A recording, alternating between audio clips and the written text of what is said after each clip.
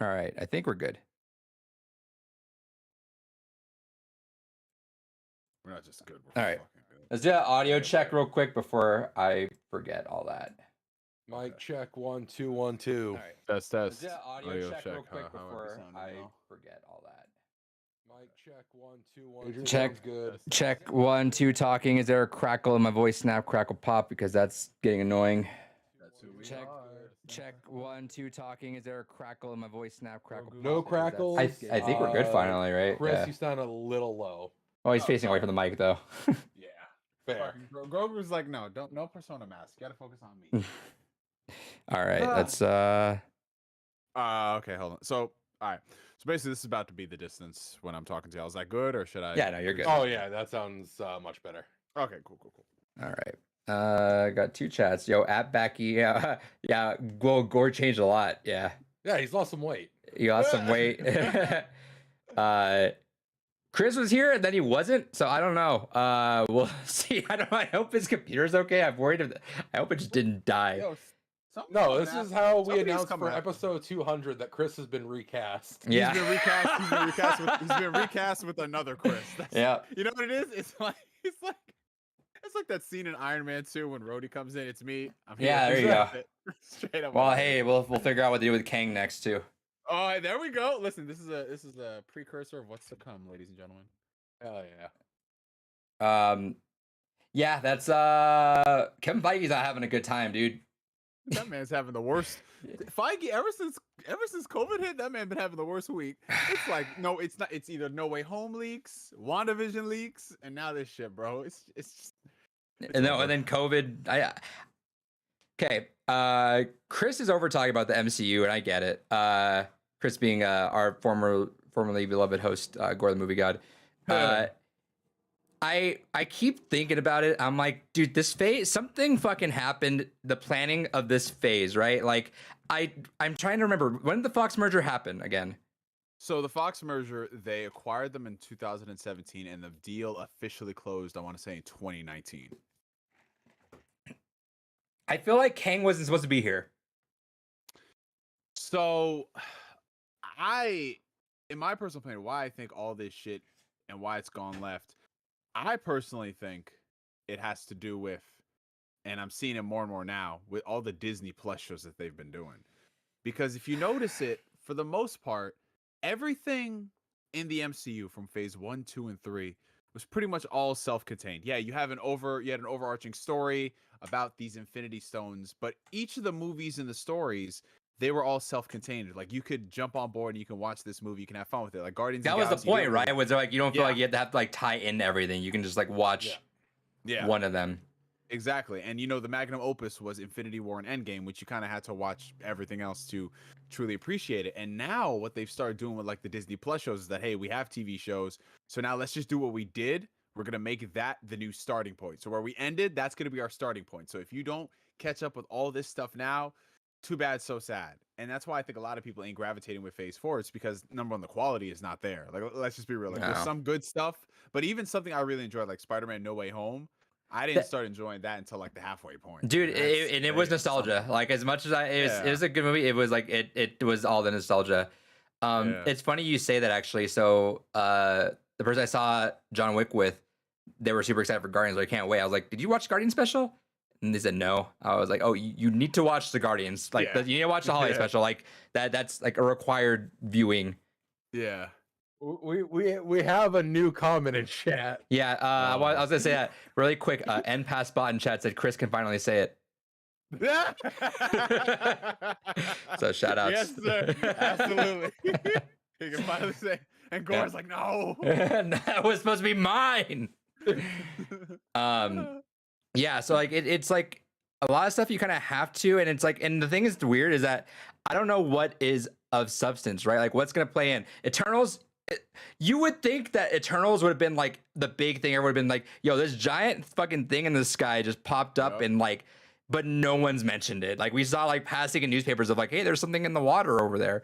It's like nothing's mentioned it. Love and Thunder. Eternals was also a weird choice because even comic fans don't give a fuck about Eternals. Well, to be fair, like Guardians was also like not really a thing until James Gunn. They really want to dig for like they really want to get that obscure shit out there so they can kind of just like have their own wave of stuff without having to rely on the old stuff. But like, it's not how it works, sadly. They're just doing way too much too soon. Echo, Echo, Ironheart, like Ironheart. cool. like, I get it, yeah. but I'm not like, oh, I need to see Echo, right? Like, And let's be real, like the only reason why a lot of people are even interested in those shows is because past characters from Daredevil might show up. And if Yeah. that's the main selling point, how are they going to sell a Young Avengers TV show or a Young Avengers movie? Like I was just talking about this. they're with my old boy. Avengers at this point.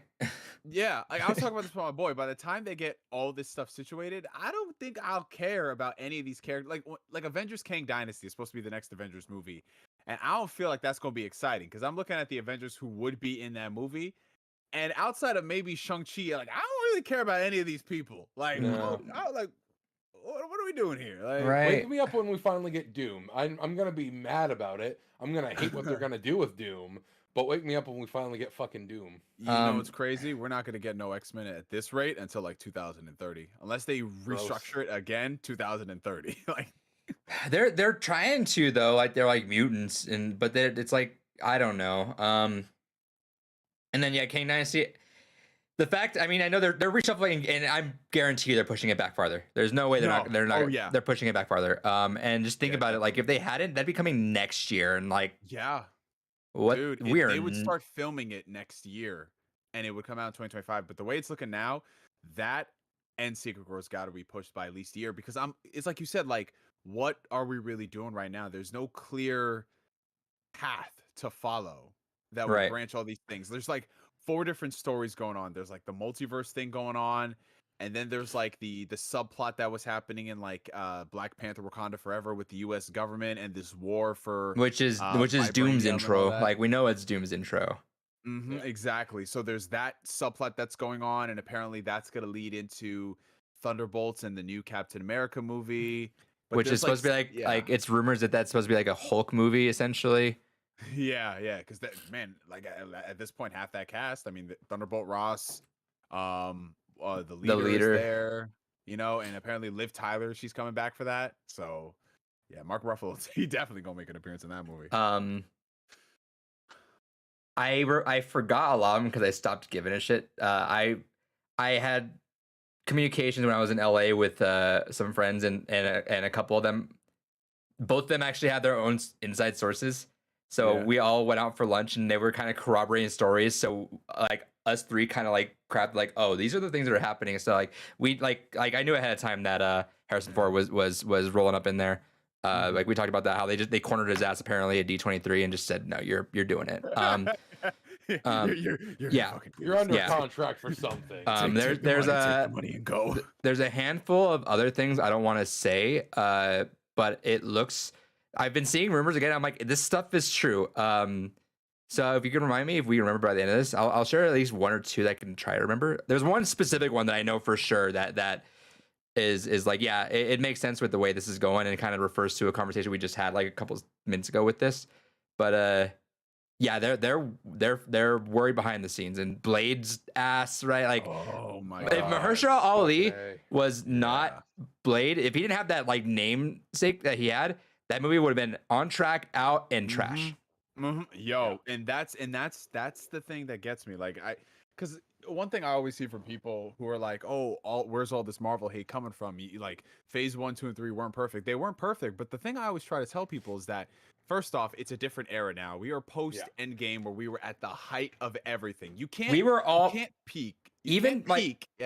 Even like Captain Marvel, like no one was like hot on it, but everyone's like, like no one like there's a vehement hate behind a lot of these movies now. But even like that, like it was like, yeah, I mean it wasn't the greatest, but like something to look forward to still, like right. But like I trust in Guardians. James Gunn, I'm like, you're gonna be good. Of course, like I have no doubt you're good. This is your send off. You're gonna kill it. A 40-minute special was the best thing in Phase 4 by him. So Werewolf by Night was actually pretty good too.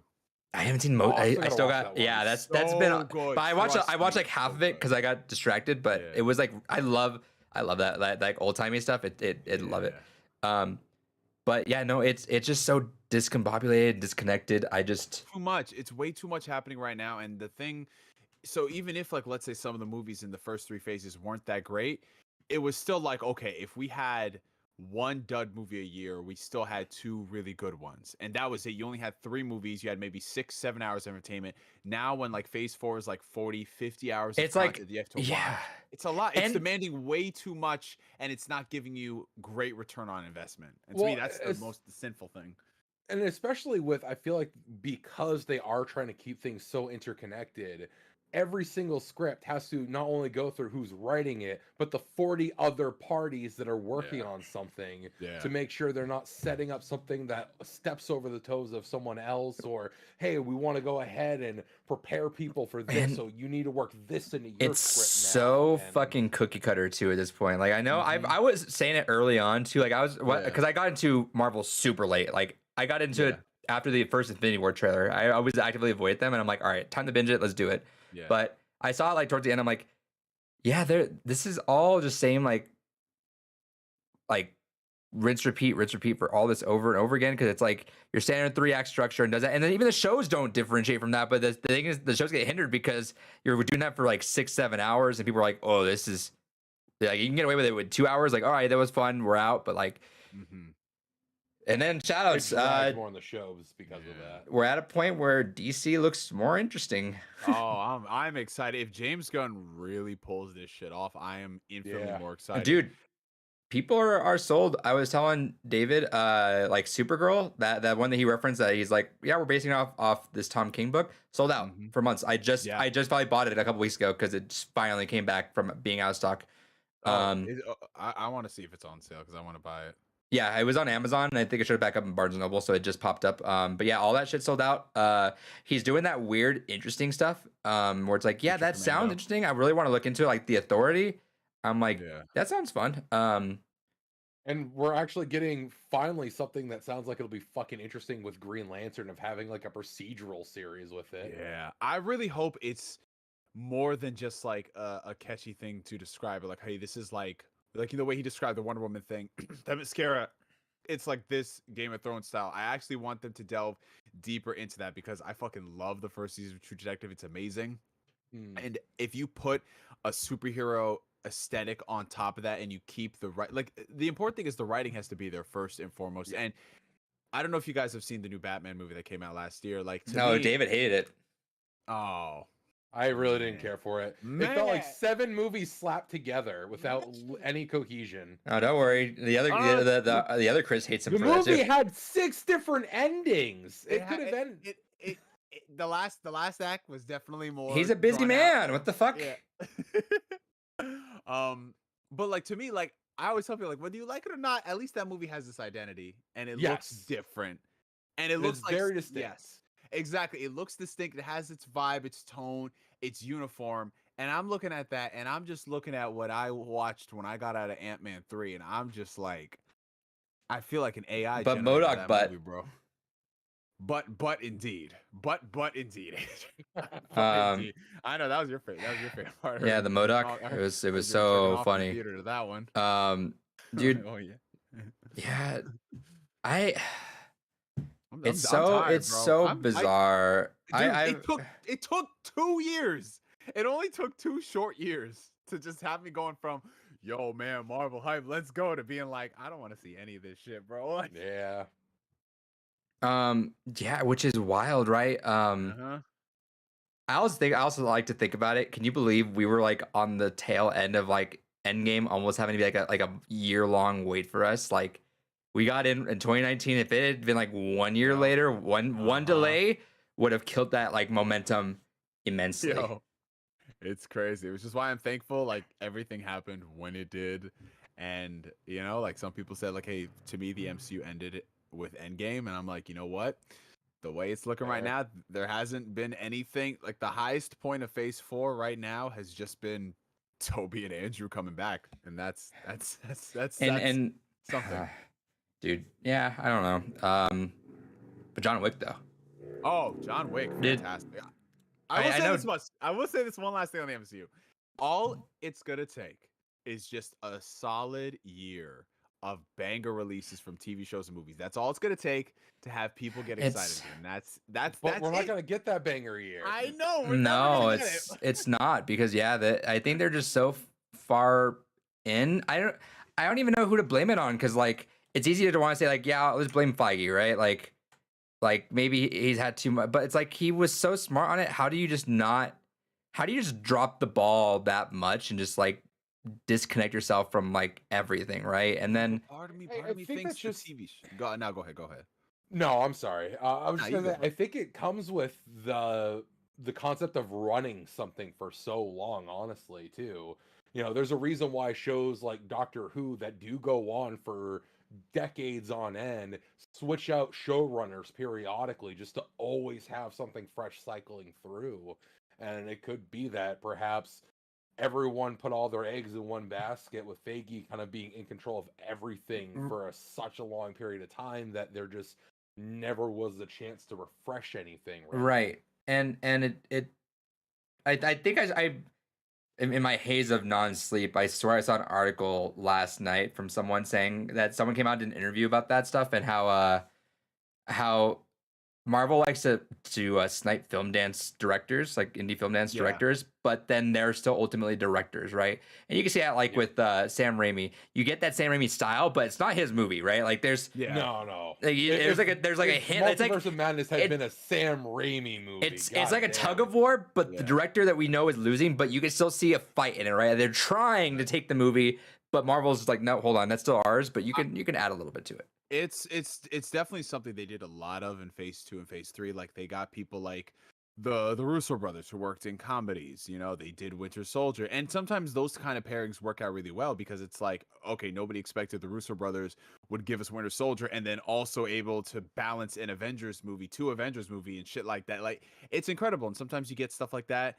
And then other times you just get, you know, like you said, it's by committee. Like, hey, we're gonna hire you as a director because you like your style, and then we want to see what you bring to it. Don't worry, we're gonna because like for Civil War, Russo brothers they didn't handle any of the action scenes. Like Marvel prevised all that stuff. They got stunt coordinators and all the people to do that, and sometimes that works out. But I think the problem now is Feige is just spread way too thin. It's different when Yeah. it's 2 to 3 movies a year versus 4 movies a year and 3 to 4 TV shows. There's no way he could be there to manage. I think all he that wants stuff. he demands that he's in on all of it, but he's just not able to. Probably that would make Yeah. sense to me.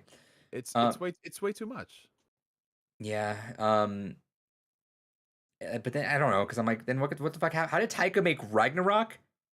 Ragnarok into fucking Love and Yeah. Thunder. How did that Uh-huh. happen? Ragnarok is so fucking good, and then Yeah. Love and Thunder just wasn't. And So it's here's still another Taika, thing- but like, what the fuck happened? Here's another thing I heard from somebody, like, and I think we're gonna have to wait a little while before we hear that. One thing I did notice with like Doctor Strange: The Multiverse of Madness, and I also noticed it with Thor. Like those movies were really short, and obviously, if that's They cut what a the lot of story shit out. calls for, yeah, if that's what the story calls for, sure. Like, especially the older I get, if I see a movie is like 2 hours, I'm like, oh, that's perfect. I can watch this real quick. But then when you start seeing like the bits and pieces that were cut out, and Christian Bale comes out and he says, yeah, a lot of the crazy shit I did with gore, you know, the actual butcher stuff was cut out. I'm like, oh, great. And part of me thinks that maybe that might have to do with like Bob Chapek and the people who he had in charge, and maybe he tried to wrestle things away from the Marvel folks and stuff like that. Because you know, when Bob Iger's in charge now, he's cleaning house. He's doing a lot of different things. He's focusing more on the quality versus the quantity, which I think is Right. very, very important. Because man, if we had to deal with like 2 more years of that, honestly, like Ant-Man and the Wasp: Quantumania is like the first major underperforming MCU film that doesn't have COVID attached to it. Like that movie, if it was a great movie, that movie should have done at least 700 million, but it's going to end off not making as much as the first Ant-Man movie. The first Ant-Man movie, which is insane to me, bro. Insane. But John And Wick though. yeah, David, you watch it yet? No, I haven't watched it yet. Because there's a group of us that are gonna go see it, so Nice. trying to line everyone's schedules. Hell Dude, yeah. and I kind of I don't know if I want to talk because I'm like I want Gore to be here because I know Gore fucking loved it. Yeah. But let's at least go into it. I don't know why I didn't like. I love John Wick. I don't know why I didn't really. Oh, no spoilers, please, for Becky. Okay, Yeah. we'll keep no spoiler. But I don't know. What I was gonna say is I don't know why I didn't just rush out to it. I love John Wick, but I've been so chaotic. But Yeah. dude, it's fascinating how like everything just builds upon everything, and it's one of those like you just go with it, right? They pulled you in. It's literally like the first movie is like this. They killed the dog, and dude's like, "Fuck you, I'm over it," and it kills you. And then that's it, right? But then they go into like there's so much fucking lore, and they pace it out to a Yeah. point. They Mhm. pace it out to such a fucking amazing point where you just there was a shot. It was a shot with I'll just say there's a shot with Lance Reddick in it that was after his initial first shot in there where he's walking down something, and like I'm looking at the set piece, I'm like, dude, if you show me the first John Wick and tell me we're gonna go through like all this shit, it's on like a high table, and I'm like, holy shit, like it's gone so crazy. And man, the choreography. There was an Oh, article. brother. Keanu Reeves said 380 words the entire movie, which is fine. That's fine Yeah. because like Hell yeah.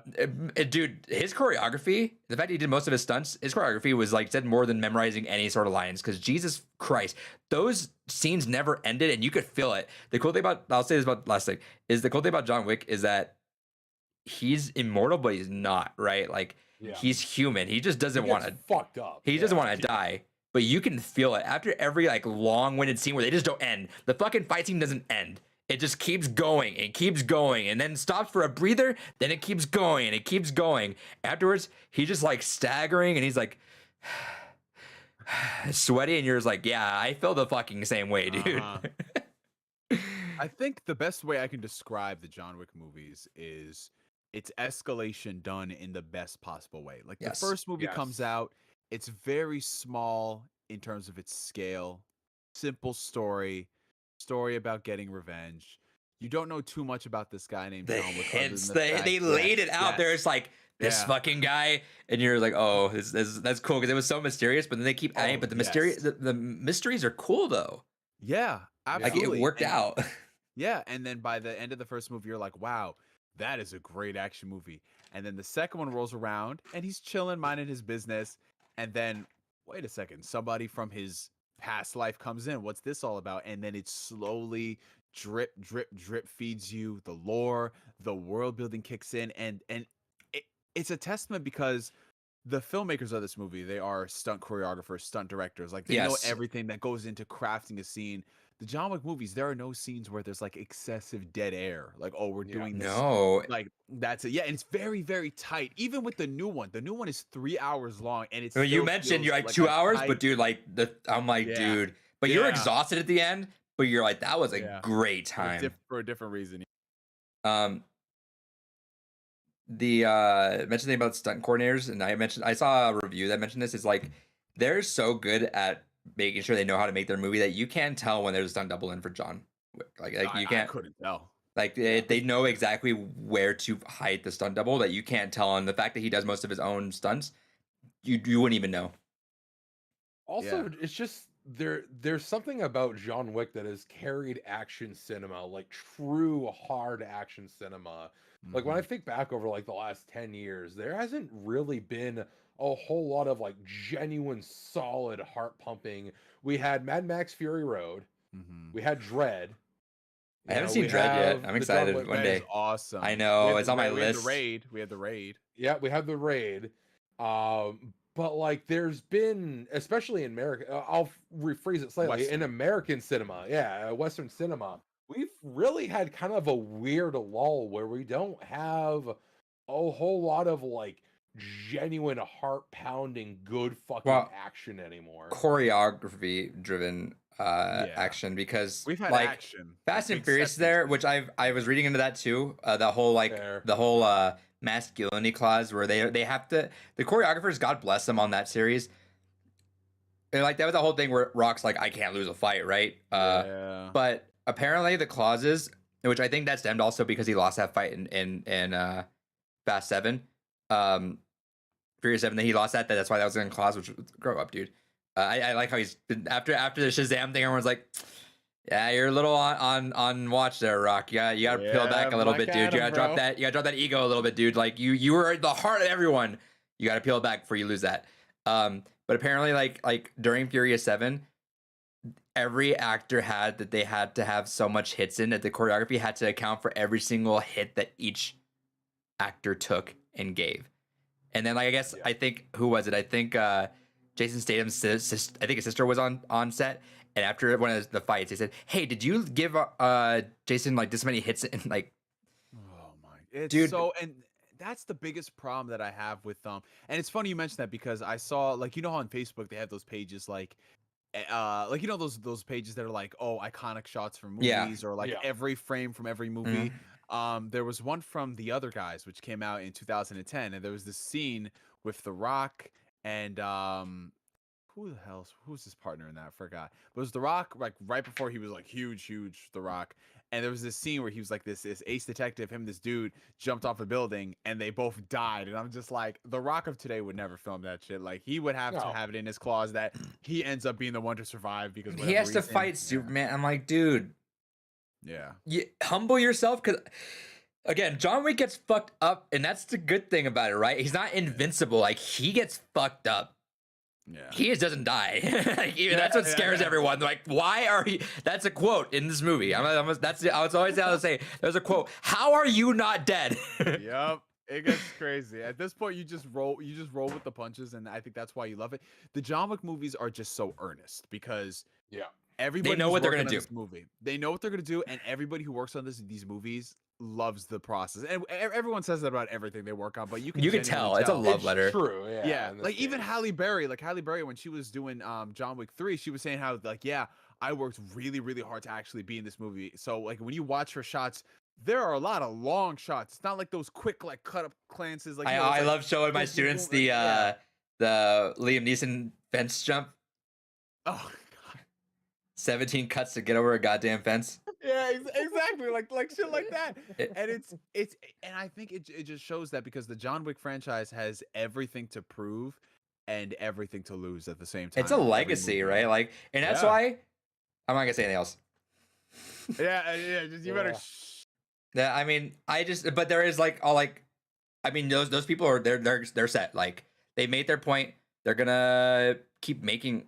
There's always like how many spin-offs already set, right? So right now we have, I think there's a spin-off series for the Continental, and then there's Ballerina, which has Ana de Armas. That's a movie. God, I love that. I love her. I love her. It's gonna take place between 3 and 4. Interesting. Okay. All right. And Armas. God bless her. Love her, man. You know, because that's the other thing too. Like, I fucking love John Wick for a lot of things, but as we all kind of touched on a little bit here, it's also one of the few times where you really do find an interest in the extended lore of it all. You know, a lot of the movie can be plot-wise summarized as people won't leave this man in the fuck alone. Exactly. Like that's the plot of every movie. People won't leave. No, but he's stubborn though. He's like, no, this ends when I say it ends. Like, and we're not stopping. Man, great cast, fantastic cast in that movie. Like, fuck, I had a really good time. I really want to go see it. I ran into my boss at the theater. Like, I was getting popcorn, and there she was, and I was like, "Hey, hi, what are you gonna watch?" Like, and she was super excited. She's like, "I'm watching John Wick." I was like, "Oh, nice, you like this?" She's like, "This is my second time." I'm like, "Okay, all right." Hell yeah. But yeah, dude, Becky, go watch that, please. Definitely, please, highly recommend it. And also, like I said, if you're like me, who's just a jilted Marvel fan, you just watch that movie and it's gonna wash away everything that Thor and Ant-Man, all the sins that they've committed. You'll look at what happens when they actually.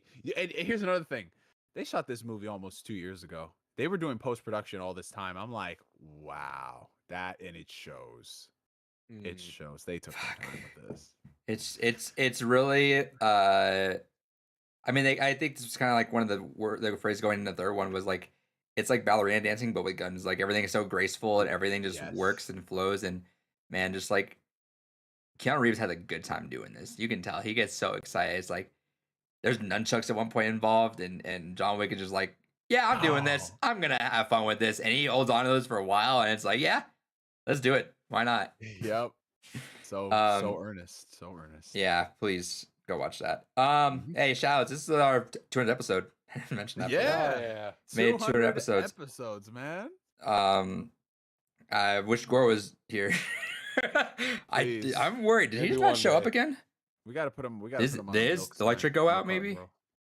What's going on in Long Island right now? There's no rain. Oh yeah, you're out there. Can Oh. you go can you go visit him real quick and just give him a quick knock on the door? Let me get my AirPods on. I'll drive. I'm there, surprised you guys grab haven't my met yet. That's what I'm trying to figure out, bro. Cause you know what it is? Cause he be living deep in Long Island. Like he lives, I want to say, I don't want to dox him. no, I want to. No, I know exactly. Well, I'm just gonna say is He is lives specific right outside the Statue of Liberty. Yeah, exactly right. Like he lives. Well, I haven't met you. I was supposed to, but We things were, got in the but- way last Yeah, second. we could. Yeah, the scheduling, but we definitely gonna fix that now. Yeah, we'll figure that out. We'll plan a time. I'm trying We'll all to. get together. I'm thinking about a part 2 of my trip one because I feel like it's been Adrian World it's Tour. been almost 5 years. You know that It's been a I long haven't- time, that I did dude. my big cross country, David. Yeah, Has it been that long? he's Almost like an hour 5 away. years. It seems like it was 2018. much shorter. Yeah, 2018. That does Yeah. make sense. So I'm thinking about Holy doing another fuck, one. Where did the time go? I'm I don't telling know, bro, like, the I past c- 2 years, like it just, dude, COVID was 3 years ago. Jesus. We were locked down 3 years now. That still feels like it was only a year ago. Yeah. And now we're back at it, back to the old normal school shootings, Yes. sir. arguments of politics, guns. E3. Oh, well, no, that's not the normal anymore. Yeah, No. exactly. There's dead as hell. I kind of want to talk about that. Yes, Yeah, sir. E3.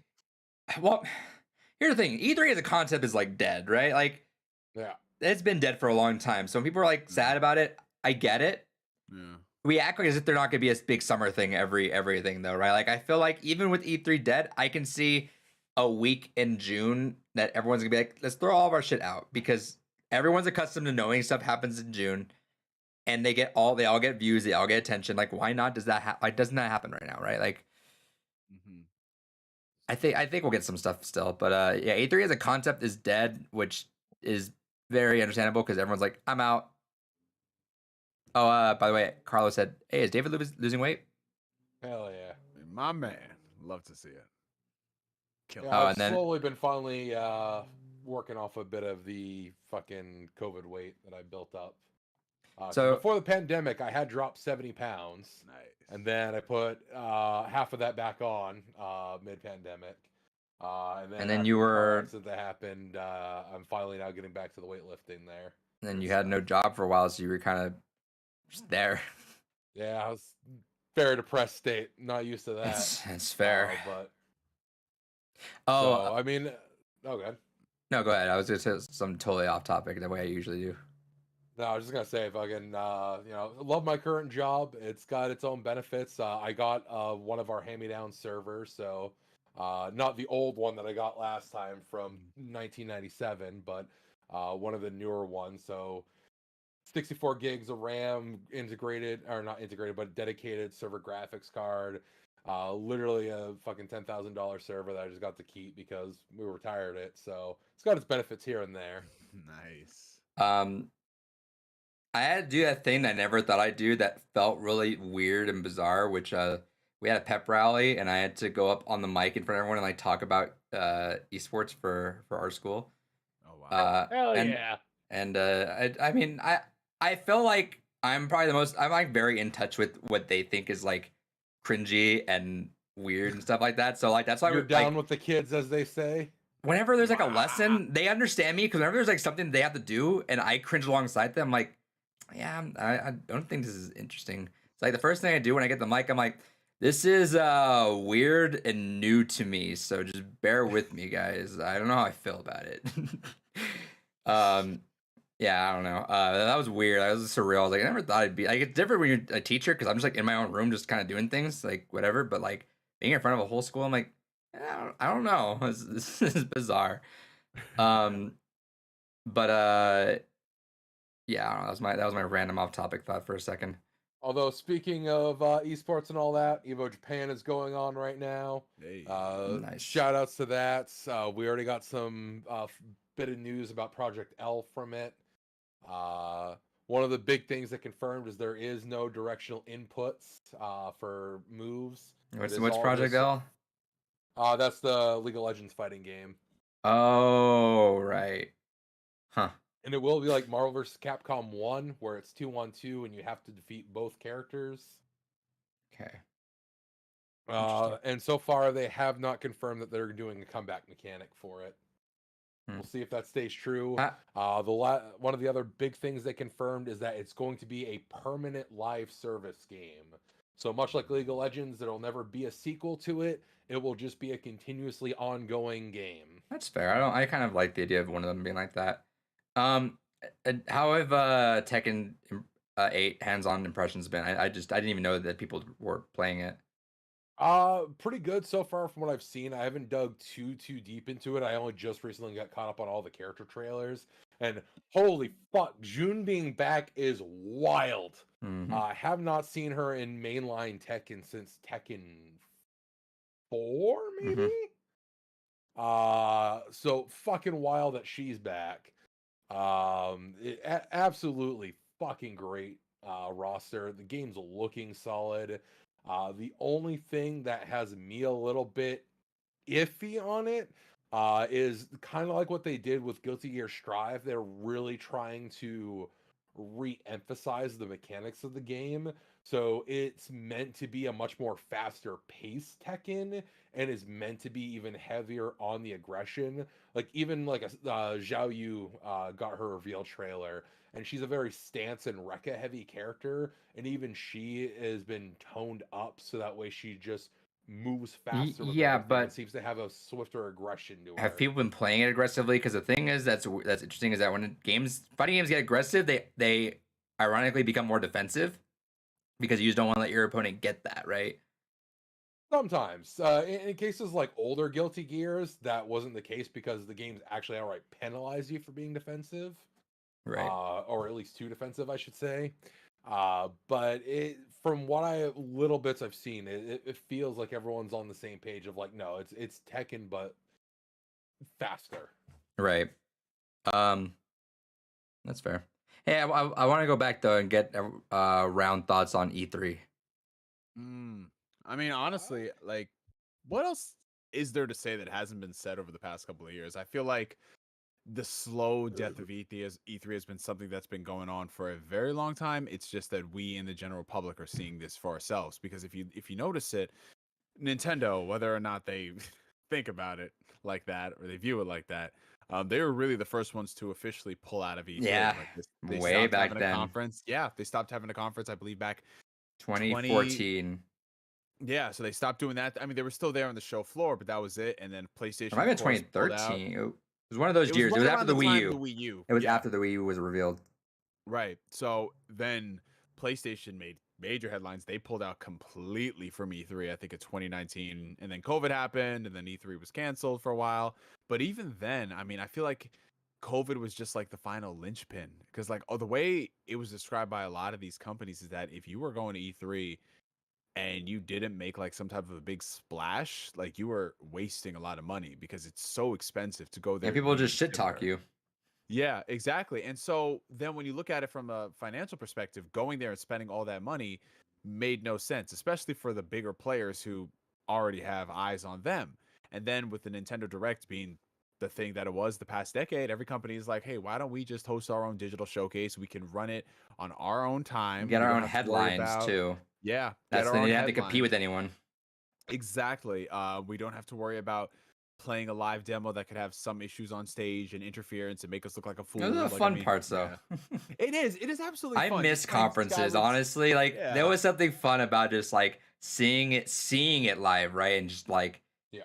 you know, just like whenever someone walked on stage, you're like, oh shit, this is about to There's go down. also a weird like competitive energy we're no longer gonna see anymore. Yeah. Right. Like we will never have like that classic moment of like when the PlayStation and Sega Saturn were first unveiled together, and you know the sound. I like how you went to that our product's one. gonna be You're such a well, fucking it's boomer. because it's fresh in my mind because I watched like a bunch of compilations. Of Okay, things okay. Recently. Yep. And just the Sony representative coming out and going, "Yeah, our console is $100 cheaper," and then Yeah, walking it away, just and that was the walked away. entire Sony. Or conference. no, well Sony doing the whole here's how you play used games on the PS4 like that killed Xbox That stung them. Like I can't believe a 25-second video Yeah. destroyed a console's legacy for it still hinders it now. Yeah. Like it killed the momentum 100%, and it's wild. Granted, that was Don Matrix as well. So That and like I miss some fun stuff. Like I remember what was his name? Who used to run EA? Did he run EA or did he run Take Two? I Pat don't know. Sajak. no, You remember the guy who like he the rolled up bald the dude. Why am I tattoo? blanking on it? Pete, Pete, Fuck. he was Peter not Molyneux. Phil not No, Phil no, no. Harrison. It was I No, think the other one that guy. showed I off think Halo he's at 2. EA. Yeah, he rolled up his sleeves. He had a GTA 4 tattoo that was coming to like Xbox 360. Like shit like that was fun. You can't see that on a video. It's like, nah. And not to mention, even if you could see stuff like that in a video, it wouldn't have the same impact as like being in front of like a live crowd. And Peter Moore. Yeah. Peter Moore. There it is. Here's yeah. Peter. Absolutely. Yeah, I don't know. It sucks, but I mean that it's been gone for a while, so I mean I'm not too heartbroken about it. Hey, something else that happened while we were gone. Big shout outs to Death of Game Preservation. The eShop is about. It's technically like on a very weird lifeline right now. Right now, the only way you can get a game on there is through redeeming codes. No. And that's only until like next week. Because they said they close it off and they're like, hey, we didn't get the proper time on this, so we'll give you another week. Phantom Zane said the audio is weird. David, do you mind listening real quick on your end? And yeah, see? yours sounds tinny. Maybe it's because I'm far away. Am I now that I've updated and been closer? Am I a little bit better or not? Check. Mic check. Check. No, Check your it out. audio still sounds tinny.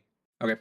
I'll mess with that. But anyone want to mention anything about the eShop while I'm fucking around with my settings? Yeah, I'll talk about that real quick. It's kind of one of those things where it's really sad to see.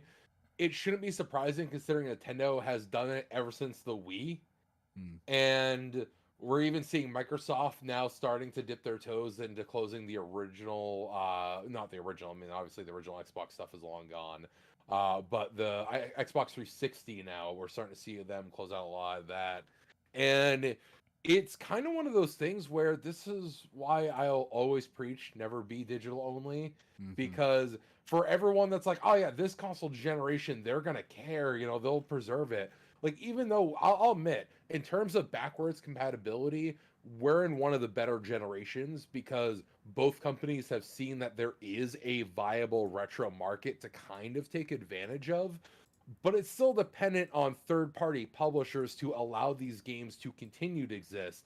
Not to mention development contracts, licensing, everything else, that the weird business aspects that cause all these things to get into, because unfortunately games are such a weird mixed medium where it's visuals, it's music, it's story. There's so many elements of licensees you have to deal with, and if any one of those components say no, well, we're never getting that. I mean, look how long it took us to get fucking GoldenEye. Like true GoldenEye. GoldenEye, Scott Pilgrim, all that shit. Yeah. Hey, really quick, Scott double check. Pilgrim. And so it's kind of one of those things that you know, as much as a lot of people will have a weird fucking moral high ground about piracy, congratulations, piracy is the only way game preservation happens. Well, hey, There's so many things that are lost to time. those would have iOS been lost time otherwise. those iOS SMT that got fucked for y'all, huh? Yeah.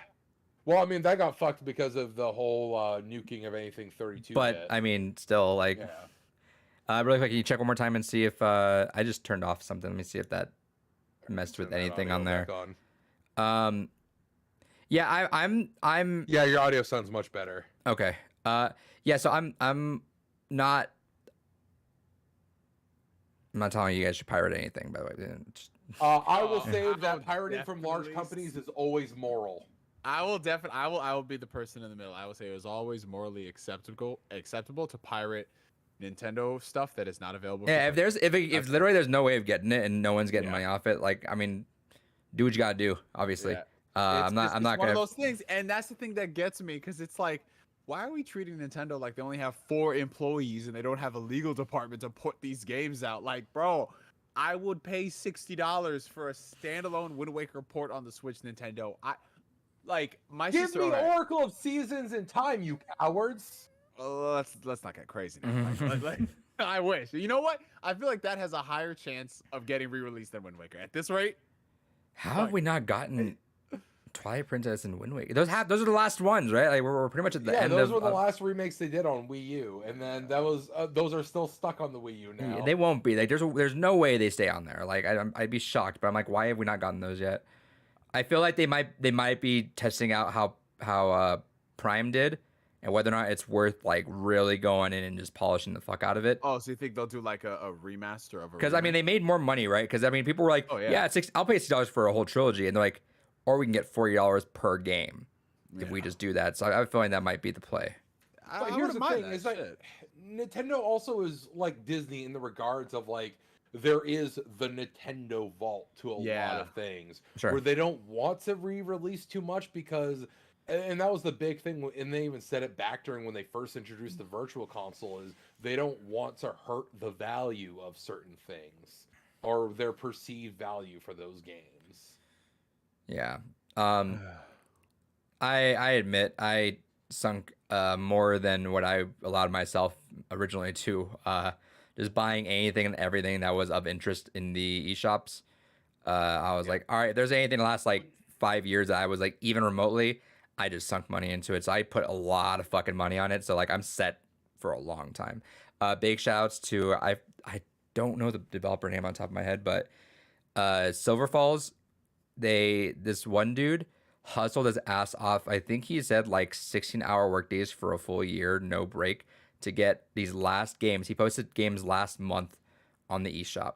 I think there was like 2 3DS games and 1 Wii U game. Silver Falls are what they called, and they're all like different kinds of games. I watched the video. He had like a 12-minute video out, which it was cool to see what he said. But he was like, I kind of just did a little bit of everything, just hoping that not all these games are gonna be for everyone, but like I hope that one of the games is for someone, right? Like I hope everyone finds something in there. But like he had like this one where on the Wii U was fucking fascinating. I'm excited to play it. The gamepad is like a notebook. The Wii remote is a flashlight, and you can use like the balance board on it.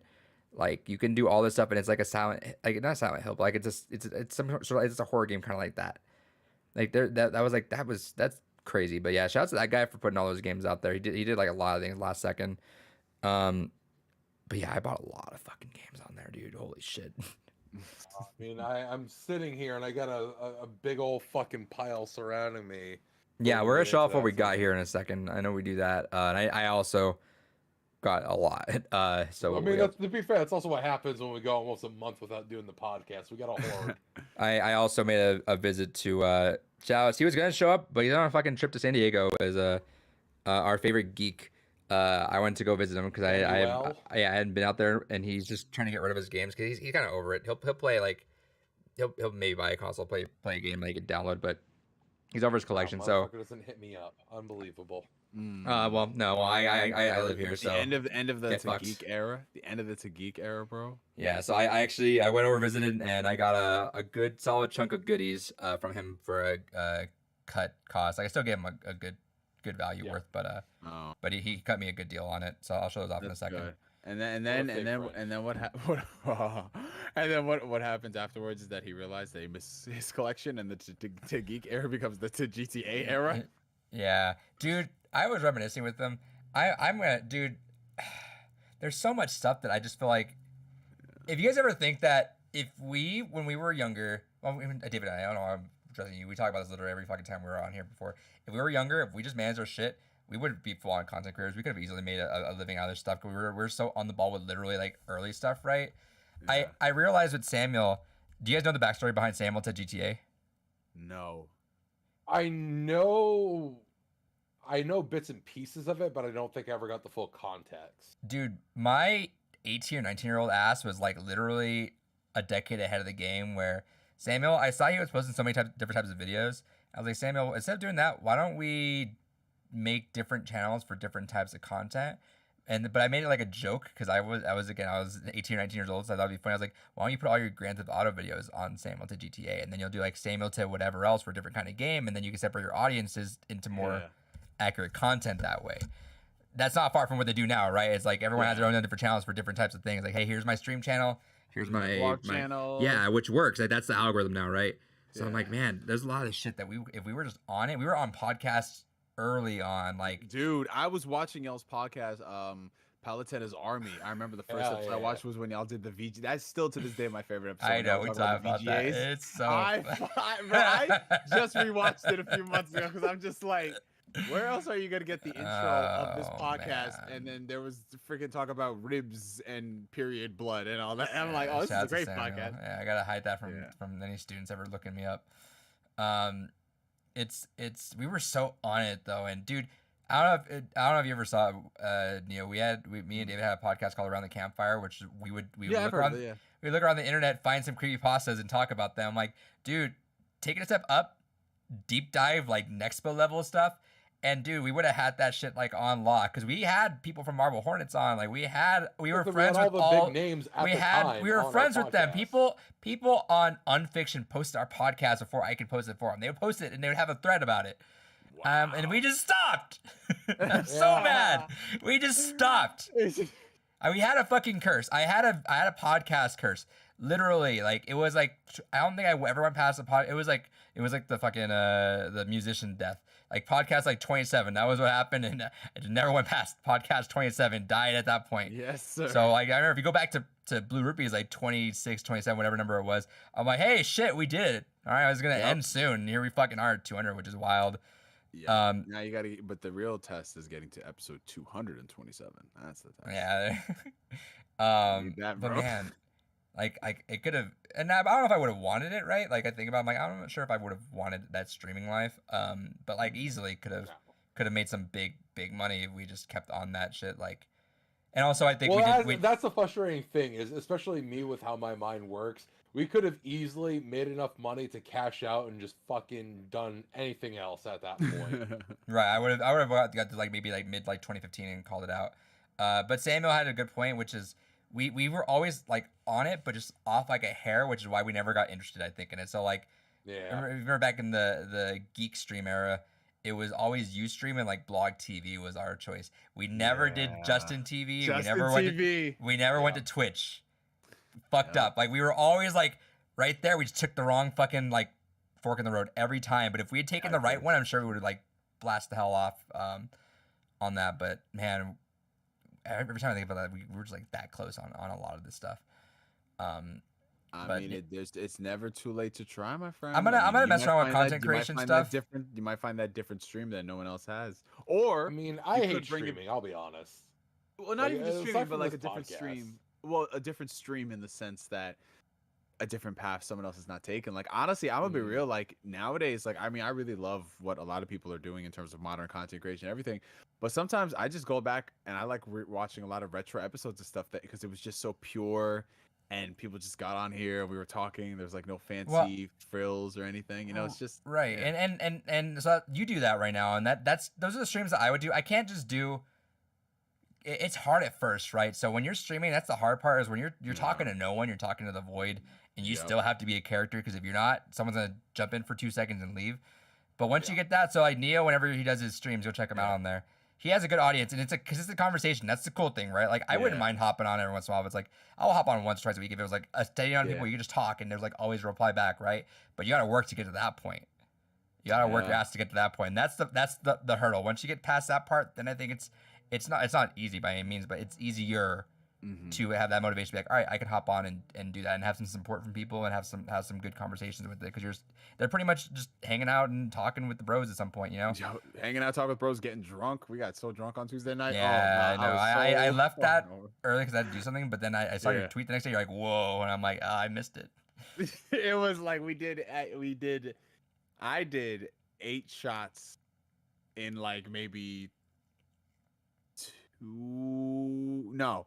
So I started doing the shots. We were gonna end the stream at like I think 9 o'clock. Ended up going until like 12:30 in the morning. So we did the Let's stream go. for like almost 6 hours, and we I did. need to four hop on when you're doing that because I'm down to. I'm definitely gonna be taking a break from whiskey. Bro, my record. I went to my work party for a different school that I worked at. Yeah. It was our first like post-COVID party. I counted 12. Everyone else counted 15 shots until I knocked out.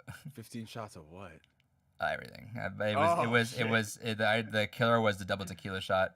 Oh, Where it God. was, I can't do tequila. I love tequila. Tequila's but tequila's my mwah. But I took No, a shot. No, tequila, I get angry on tequila. I can't do Oh, tequila. I'm dude. I get giggly. I'm lovey and I'm jokey. You know this. But when no, what happened? I remember. I know the ones that did me. And it was like I took a shot and then my EA took a sip. Was like no, and I just grabbed it from her and just did it. And afterwards, like I was like, nah, that's it. That's it. And there's a whole story. We won't share on record there.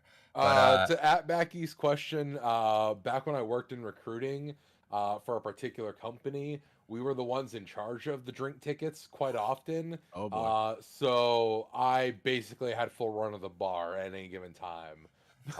And Too powerful. it was too powerful because there was one company party where I think I had 12 gin and tonics, I had 3 brandies, and I had like 6 of the various beers they had. At back, he said, "Can you And, recruit him?" No, I left that life behind. I'm now back in IT. Yeah. And choosing violence every fucking day. But It'd be like that, bro. I want Sometimes to you be have to. big at Becky. He says at Becky. hell Hey, yeah. I want to go and see what you got, David. But let me give a quick shout out. This is not your forte. It's barely David's forte. Which again, Oh, I miss Gore. Rest in peace. I really want to have this conversation with him because, God. So here I am. Let me put you in my shoes. Okay. Okay. In Set the your story. shoes. Your size 9s. Yeah. No, actually, size 10.5s, 11s. Oh, okay. Um, There we go. Wait, real quick, am I the only one that wears literal fucking clown shoes? Yeah, Yeah, probably. what You're- size shoes you wear? I wear size 13s. God damn it, I am the only one that wears literal clown shoes. What do you wear? A size 15 wide? Yes, actually, that's exactly what I wear. Neil, how tall are you again? 6'4". David, I'm 6'4" as well. There you go. how much do you weigh, David? Currently 320.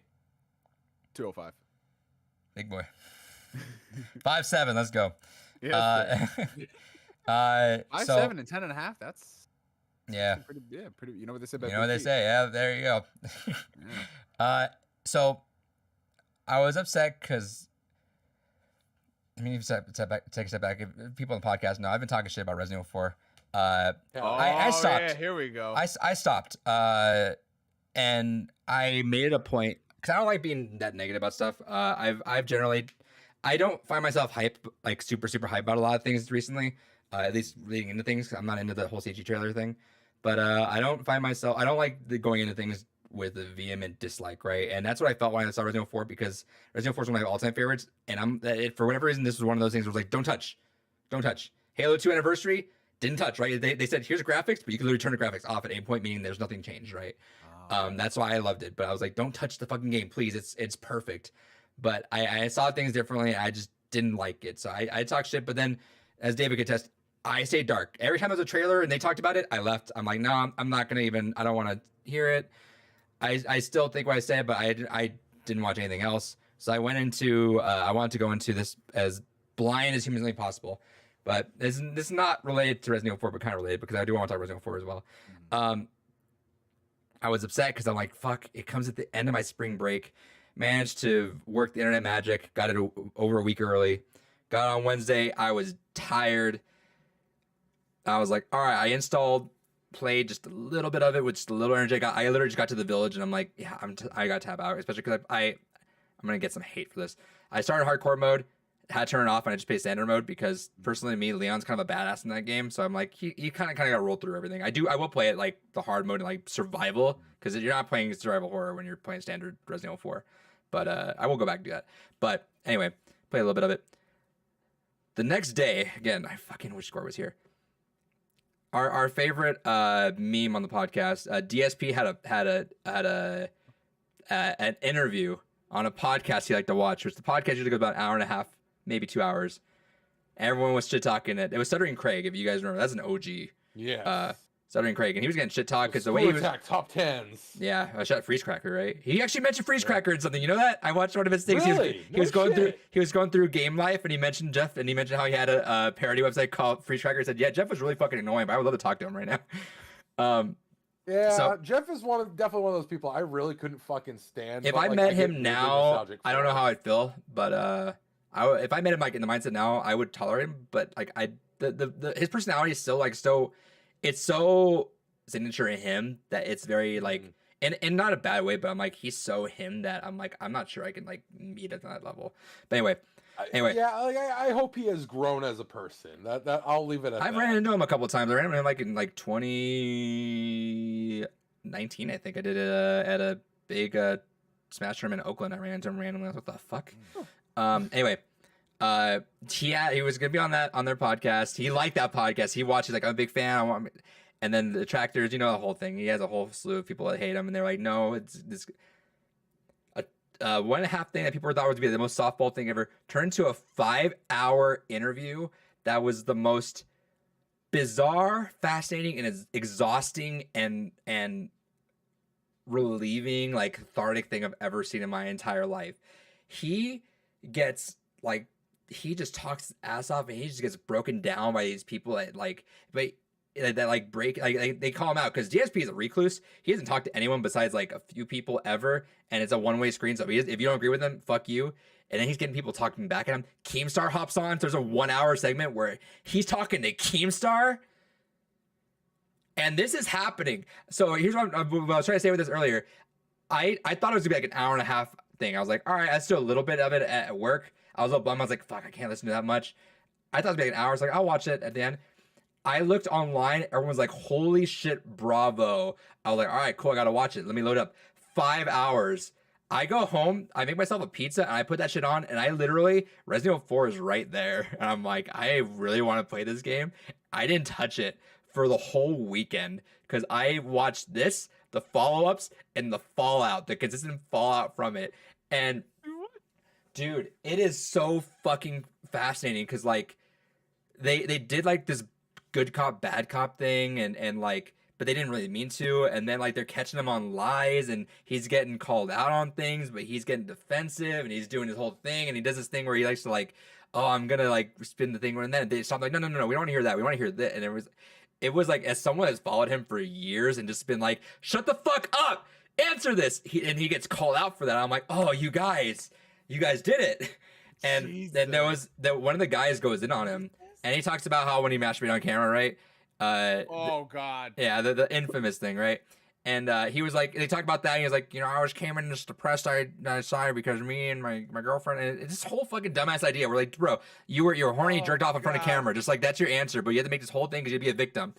Anyway, so the reason I want to say that is I want to give a quick shout out. The one of the guys, Adam, God bless him. The Tractors came, like took him in their arms. They love that guy. They cradle him. They're like, this is our new lover. We love this guy so much because he calls his shit out. He calls the fuck out of him, and a lot of times. Bro, it's a 5-hour podcast. Dude, it's so fucking worth it. I showed this to a girl that I'm talking to. She came over and I'm like, can you watch it with me? Because I need to talk to someone about because we haven't done this podcast. I've not talked to Gore since the last podcast. What is this one? All right, I'm looking at this one. So that's side scrollers, and then there's, I don't know if this is probably the same. I have no idea, but this is like interview with a low crowd, the side scrollers, DSP interview timestamp. So someone uploaded a timestamped version of it. Oh my god, Dude, watch yeah. dude, it's so fucking exhausting, but like so cathartic. Like it's Oh, that's I my can't plan. Listen to cathartic it in the once sense that tomorrow. like if you know DSP, like and who he well is no as a even person, even right? that, but just seeing a narcissist get his dues, like yeah. it's just so. And I showed this girl who never even heard of this fucking guy, and there's just moments where he plays the victim and he like say, I've changed, guys, you know, I'm so much different. And this guy even calls him, was like, dude, you sound like that fucking abusive ex-boyfriend right now, dude. Like, oh, I've changed. Like he says that. But dude, so he talks about this whole masturbation thing, right? And he says, yeah, I'm so depressed because he made the victim. And he says, he's like, because this guy Adam, he was gonna say his whole thing, right? And he goes, you know, sometimes you just gotta beat your demons, and you just got, oh man, fuck, I didn't mean to make that a pun. Oh no. And so they were joking, and then they go, all right, well, you know what? Is it DSP? Why don't you make a shirt about that? No, I'm not gonna do that, you know. And then they go, all right, well, you know what? Next week we'll just make our Beat Your Demon shirt. And so shout outs, they made Beat Your Demons. They had it available for 1 week. That is both, beautiful. Beat Both- your demons. both in purple and red, you know, for very good colors to associate beating your demons with. Ooh. So I had to.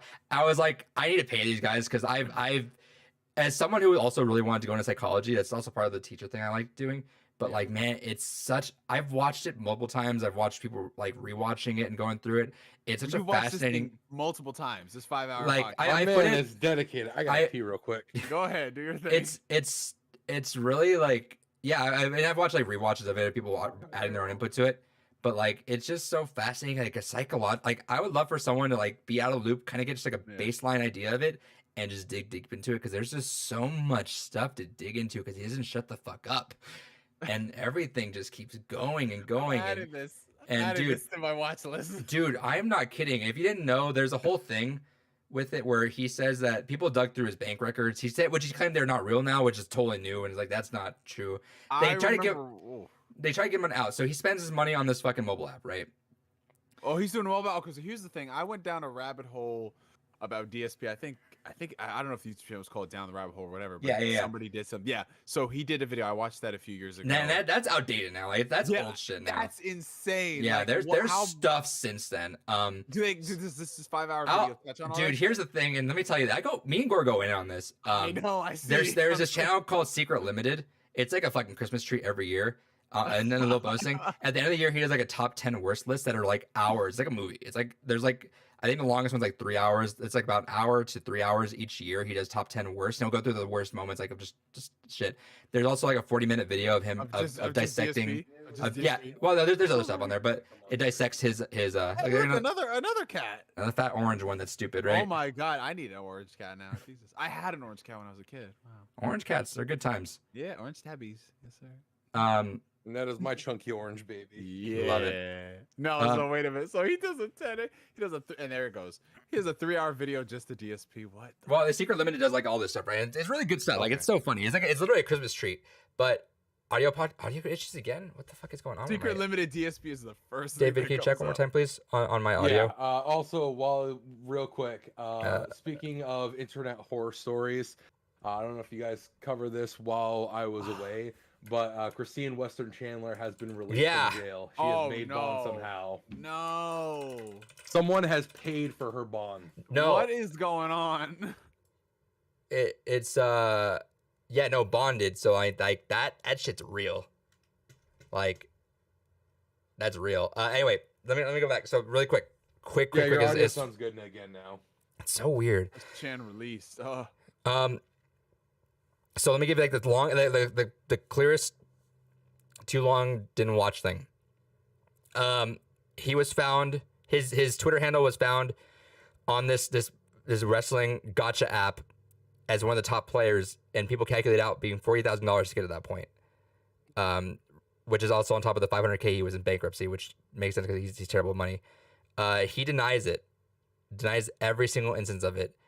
The podcast, that's one of the big things people say, like, we want to catch him on this. Detractors have just like focusing on his app, like, we want you to tell us you were wrong. We know you're wrong. Like, this is you.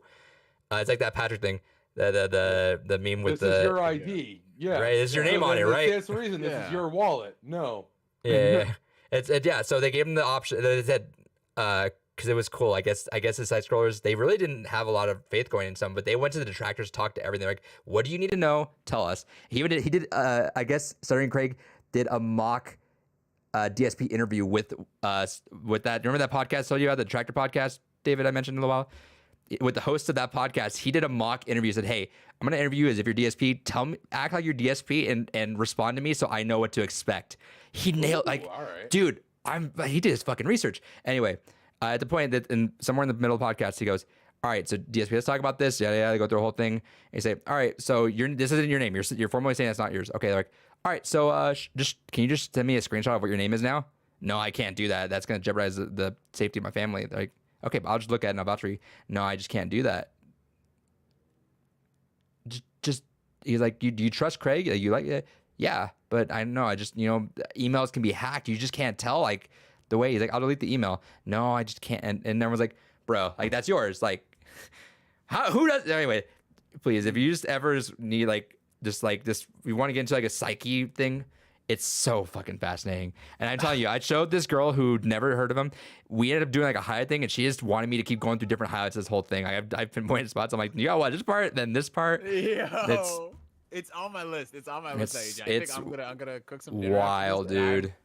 But man, I'm looking at this. Wow, he literally every year Yeah. he goes through DSP stuff. DSP gambling, That's the one. $100,000 of donation money. What the? That's the one that you're gonna want to see if you're talking about like this major thing. I've been hooked on watching this shit since Secret Limited's 2017 video. I want to say. Yeah, I'm looking at that with the horse face. Yeah, and obviously Gore's been in this trenches longer. This thing is 3 hours long. Mhm. hell.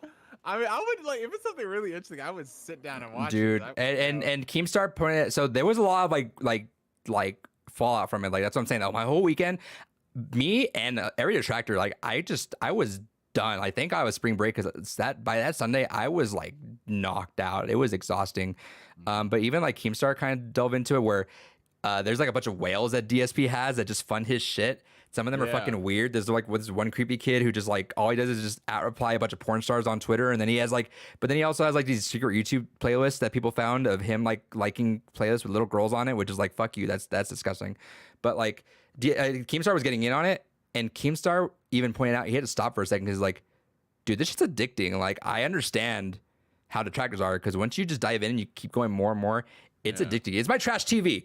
I watch like detractors will take because Phil streams 6 days a week. They'll just like cut it into like here's 20 minutes a day of just his dumbass moments. I'm like, cool. That's all I need. So I go home and that's my trash TV. Give me some 20 minutes of dumbass DSP and I'm good. I don't need to see Kardashians, dude. I got DSP. Jesus. Bro, it's just so crazy how DSP is still around. Like He will not first started, fucking yeah. like that's the thing. He's a challenge. It's like, dude, who dies first, the detractors or Phil? And there's a good chance the detractors die first, and they know it's like they know what they're getting into. It's Bro, how is Phil keeping himself afloat? at this point? whales. It's Well, no, insane. he has whales, but he feigns that he's broke and he gets all that stuff, but he's not. This man makes 6 figures and he claims that he needs money every stream. I mean, the better question is how did he dodge the IRS? Because that's the real fuck you to COVID. American society. COVID. He dodged. He had bankruptcy in I think March or April of 2020, and the only reason he got out of that shit was because it was online. Because COVID saved his ass. Like he will not die. He just will not fucking die. And I remember when he was on Twitch before he got banned off Twitch. Twitch had like someone found like the top grossing per user Twitch. Phil was number 1. Like he had I think on average his tips and the people that donated him was like $30 per person. Wow. Holy hell. So it's fucking like it's addicting, but it's like it's so fucking fascinating. I just need to talk. I'm so pissed Gore wasn't here because I'm like you were supposed to. He put out a lot of Twitch like I can't watch the 5-hour videos. Like I wait till It's a Gun to makes the videos. Like please Gore, watch this. Like it's everything you needed, everything you wanted. If you have to recommend something, should I watch the top worst moments of 2017 or should I watch the 5-hour thing? I know they're not like comparable. You know what I'm saying? But It depends. The 5-hour thing, let's equate that to Endgame, where it's like kind of where you got like a little bit of everything. Everything came out at some point. But dude, 5 hours, and even Craig was like, dude, I got through iceberg. dude, yeah. And Craig was like, I got through a page and a half of these notes. By the way, he got grilled on that, but at the end of the podcast, DSP, I'm gonna spoil a little bit. He was like, "No, that was great. You guys did." He was always sucking up, like kissing their ass. But then when he streamed on his own, his own fans were like, "Dude, they were really hard on you." You know, they were, and he's like, "No, they were bad." And then the side scrollers came on the next day and did a decompress because Adam and Craig sitting there for 5 hours with this fucking guy were like exhausted. And then they mentioned like, "Dude, I went home." And I just be sitting there and it's March Madness and I'm trying to watch it. I fucking love basketball. I'm sitting there, my wife walks in, I'm like, and I can't watch it. And my wife's like, "Are you okay?" And then Craig's like, "No, can you believe he said this? He told me this happened, but then he said this."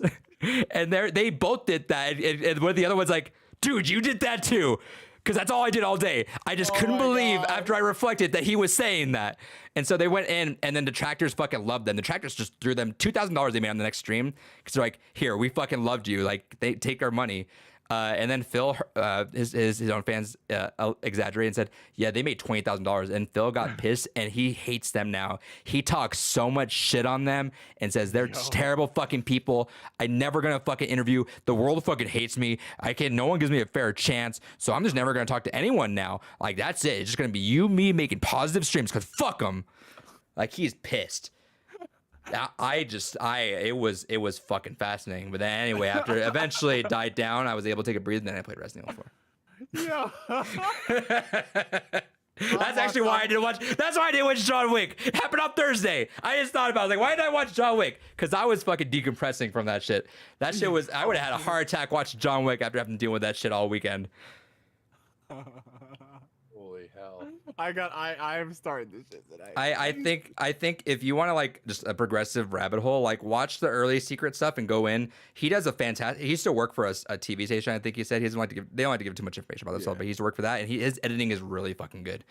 So you watch through those, and you'll kind of get an idea of like a long form what he did, and then that 5-hour interview just like crunched all that down and put a lot of the greatest hits on it. You watched the video, you didn't listen to, because most of the time what I do is I'll put on it's usually when I'm either playing an RPG or something, I'll have a podcast going in the background. Yeah. But you sat and you watched. The first time I couldn't take it was like fucking watching a 5-hour like train crash. Like I literally after an hour and a half, and I look up, I'm like, holy shit! I literally I went to my freezer, popped out a frozen pizza, sat in on my couch, and I was just going, dude. And then the next day we had a bit of a snow day, so most of the school didn't show up. So I only had a couple students all day. So I just had one earbud in, and I'm just listening to other stuff. I've had it mostly in the background since, but I'm like, dude, it's just fucking fascinating. I am enthralled at this, like the psychological side in that. I just can't stop. It's like. So here's another one. He says, I'm a different person. Because he made those really fucked up jokes back in the day. A lot of people had edgy shit. We talked about that. Yeah. And I don't like the idea of like clinging on that shit. But when you say I'm a changed person, he said, I'm a different person, yada, yada, yada. Last year, what's that game? What's the From Dusk Fall or Dusk Falls? What's that? As Dusk Falls. Yeah. I don't know if you played it. I played it. Yeah, I beat it. Yeah. So I haven't played it, but there's a girl and the cop. I don't know. I'm trying not to hear it, but he kind of explained it. So I try to skip past that a little bit, but I've already heard it enough. But he makes a joke. I don't know if you've seen this clip, kind of got viral. Dad's talking to the girl, and he just, all right, boys, pack up, taking her to the slave trade. And he just makes that joke about this girl, this little black girl, and makes that joke, and then Adam sees it for the first time. He's like, that's fucked up, man. He said, that's a racist joke. No, it's not. It's like. What do you think the joke was about? You taking a little black girl to the slave trade? Oh. Yeah, but I wasn't doing that. It was the cop was doing this. Let me explain the story. Then this has happened, and I made the voice for this and that. And he's like, nah, this is a racist joke, dude. Like that was a fucked up joke. But he's changed. He's changed. That's and then they were saying, and as I said, he's like, so you changed over the years. Yeah, but that happened last year. Here's what I'll say. In the last like couple of years, you'd be really hard pressed to find a consistent string of me doing these jokes. I'm like, you'd be a really good politician, dude, because you dodge he dodges every answer. He does politician to answer every answer. It's like, hey, well, yes or no is this. Well, let me tell you this story. I'm like, holy shit. Holy shit. Were there any moments in that podcast where you audibly said "holy shit"? Yeah, wow. Dude, and that was the thing. That's why I watched so many reactions, because every detractor was on that shit. That podcast had 20,000 people watching it. And then like detractor were restreaming it. Like everyone was like, it was a fucking internet thing, and every detractor was like, "Fuck you!" No, he got like this motherfucker. There's the one moment that I saw. Shouts to Meerkat Mob. His reaction was exactly the same as mine. They're like, "So what'd you get banned on Twitch?" Well, you see, they said this is not. He's making up a story, and they're like, "No, what did Twitch exactly say?" Oh, what was it? And this is everyone knows. Everyone spams the shit out of him with this. Like, this is a meme. Like everyone knows. They go say, "Oh, what was it?" And he got banned for hateful slurs. Was what Twitch said. He goes, "Oh, what was it? I can't. What word they say? Harmful slurs." And every detractor you was like, "No, fuck you. It was hateful slurs." In the chat, you look at the Twitch chat. Everyone just spammed hateful slurs. Everyone spamming that shit. And then he knows what he's doing. So he goes, I know the Twitch chat's probably gonna say what it was. So if you want to address that, well, you can. And I'm like, dude, you motherfucking politician, piece of shit. It was cathartic though, getting his ass roasted just in person, because you can never talk to him. You just yell at him from one side of the screen, and people just said shit to him. He said, like, people shouldn't judge me on my videos. And then Keemstar comes on. He's like, you're just a terrible person. I've seen you do this. I've seen videos on this. And then Adam says, Holy fucking shit, Phil. That's rich coming from you. You're judging Keemstar based on videos you've watched of him, but when people do the same thing about you, you say that's not fair. Yeah. Do you fucking hear yourself right now? Yeah, man. That's just the name of the game on YouTube. And everyone's like, oh. All right, dude. Yeah. I've given you about 2 minutes of content from a 5-hour fucking thing. It's fucking it's a train ride that you got to be ready. In fact, dude, that's a drinking game. Next time I watch that, I had to put it away for a little bit. I'm like, I got to put that away. That's on the back burner, but that's a drinking game soon. My liver, I don't think it could survive 5 hours of that, bro. Maybe I'll I might get high, but then again, I feel like that'd be even worse because I feel like this man's in the room with me. Dude, it's I don't know. I'm so pissed that Core's not here because I need to talk to someone about that. I'm like, Core, please, for the love of God. Do we have any updates on Mr. Movie God? Is he okay? No, he never fucking replied back, and I am genuinely worried because he didn't even read it, right? Gaming? Maybe Yeah, he still hasn't read it. Let me check Twitter. Yeah, Maybe he just went off the grid. Maybe he's gaming. Hopefully. he said, "Fuck this! I'm the only Chris on here," and said, "I'm just gonna go play something right now." Exactly right. He said, "Rest in peace, E3." No, that was a couple hours ago. Yeah, I know. Yeah, but that's I hope he's all right. Jeez. Yeah, that scares me. All right, well, DSP outlived Gore. He outlives Hate to everybody, see bro. Dude, man, I just need to get it off my chest. It was a fucking wild ass fucking week, dude. Let's talk Resident Evil 4, and then I know or do you want to show off your stuff, David? Or do you want to wait? Because we might want to wait till Gore gets back, and I'll have a uniform, like, big what we got segment together. Yeah, we can try buy. Although you could do the flip side. I'm sure he wants to talk about Resident Evil 4 as well. Well, we'll talk I about imagine that. He's finished playing it because he put it up for sale on eBay. So Yeah, no, I mean, we'll talk about that. But I mean, I think if we want to talk about games that we got, you want to do that with Gore next time? no, because I want to put this shit away on a shelf. Okay, then we'll do that real quick. What'd you get, David? All right. So for the stuff that's not physically around me, I got 2 more GameCubes. Boss hooked me up with a couple of them just because he's like, I don't know, here's what I have. You want it because you'll take care of these? I'm like, sure. I also got a big networking upgrade I did to the house.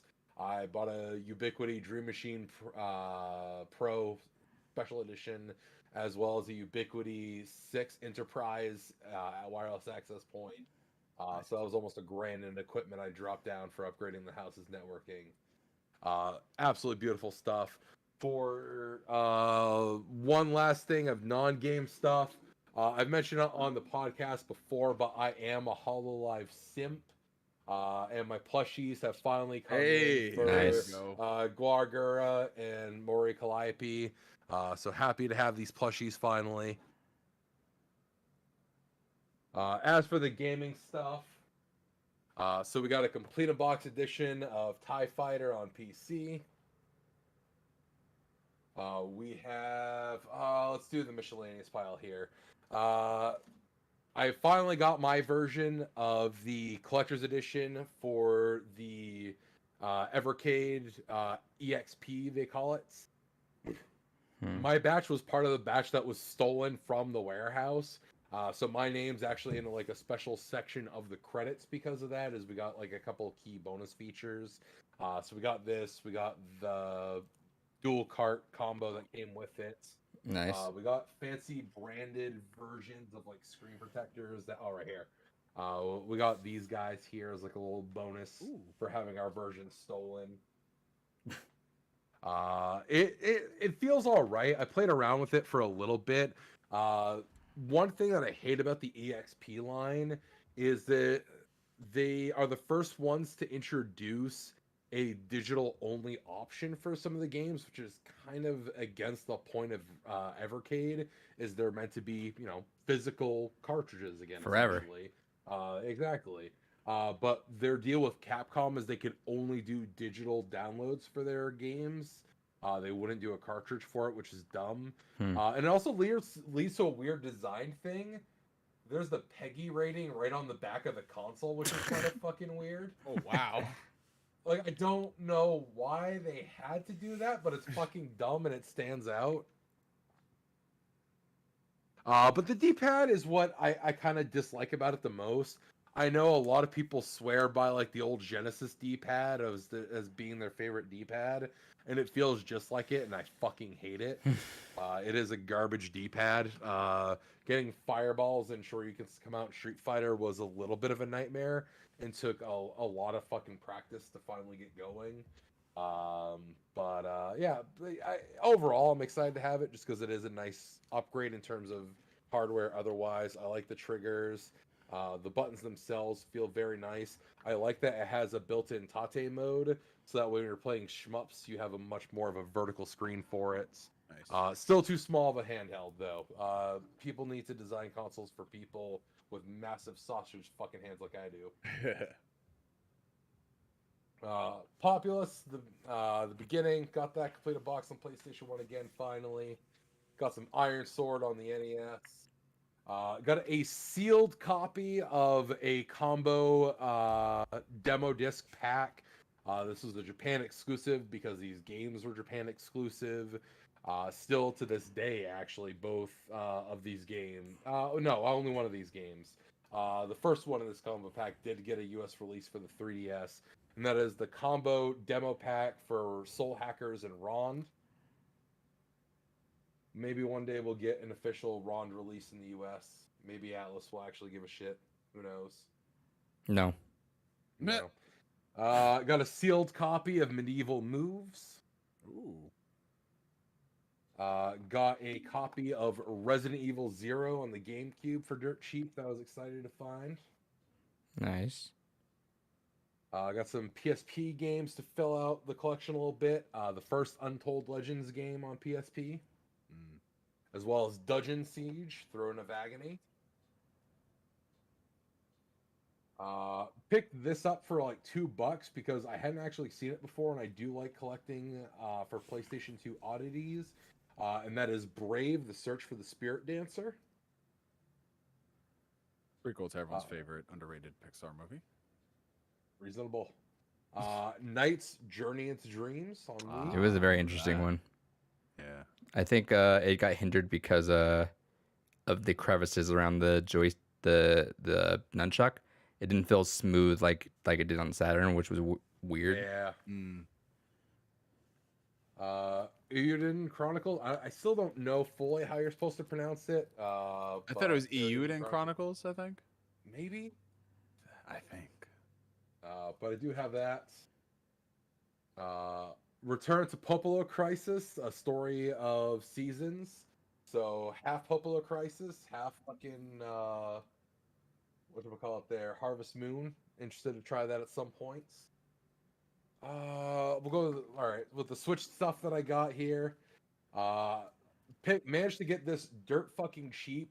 I wish I had the PS4 version, but fuck it at this point. It was either spend $25 for the Switch version or $80 for the PS4 version. So I got the Switch version. Earth Defense Force World Brothers. That probably plays like ass. Probably does, but at least I finally have it in the collection.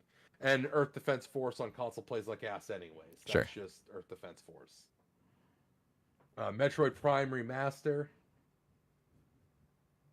And I got the collector's edition for this. And I don't know what it is with Switch getting a weird sudden release of RPG Maker classic games.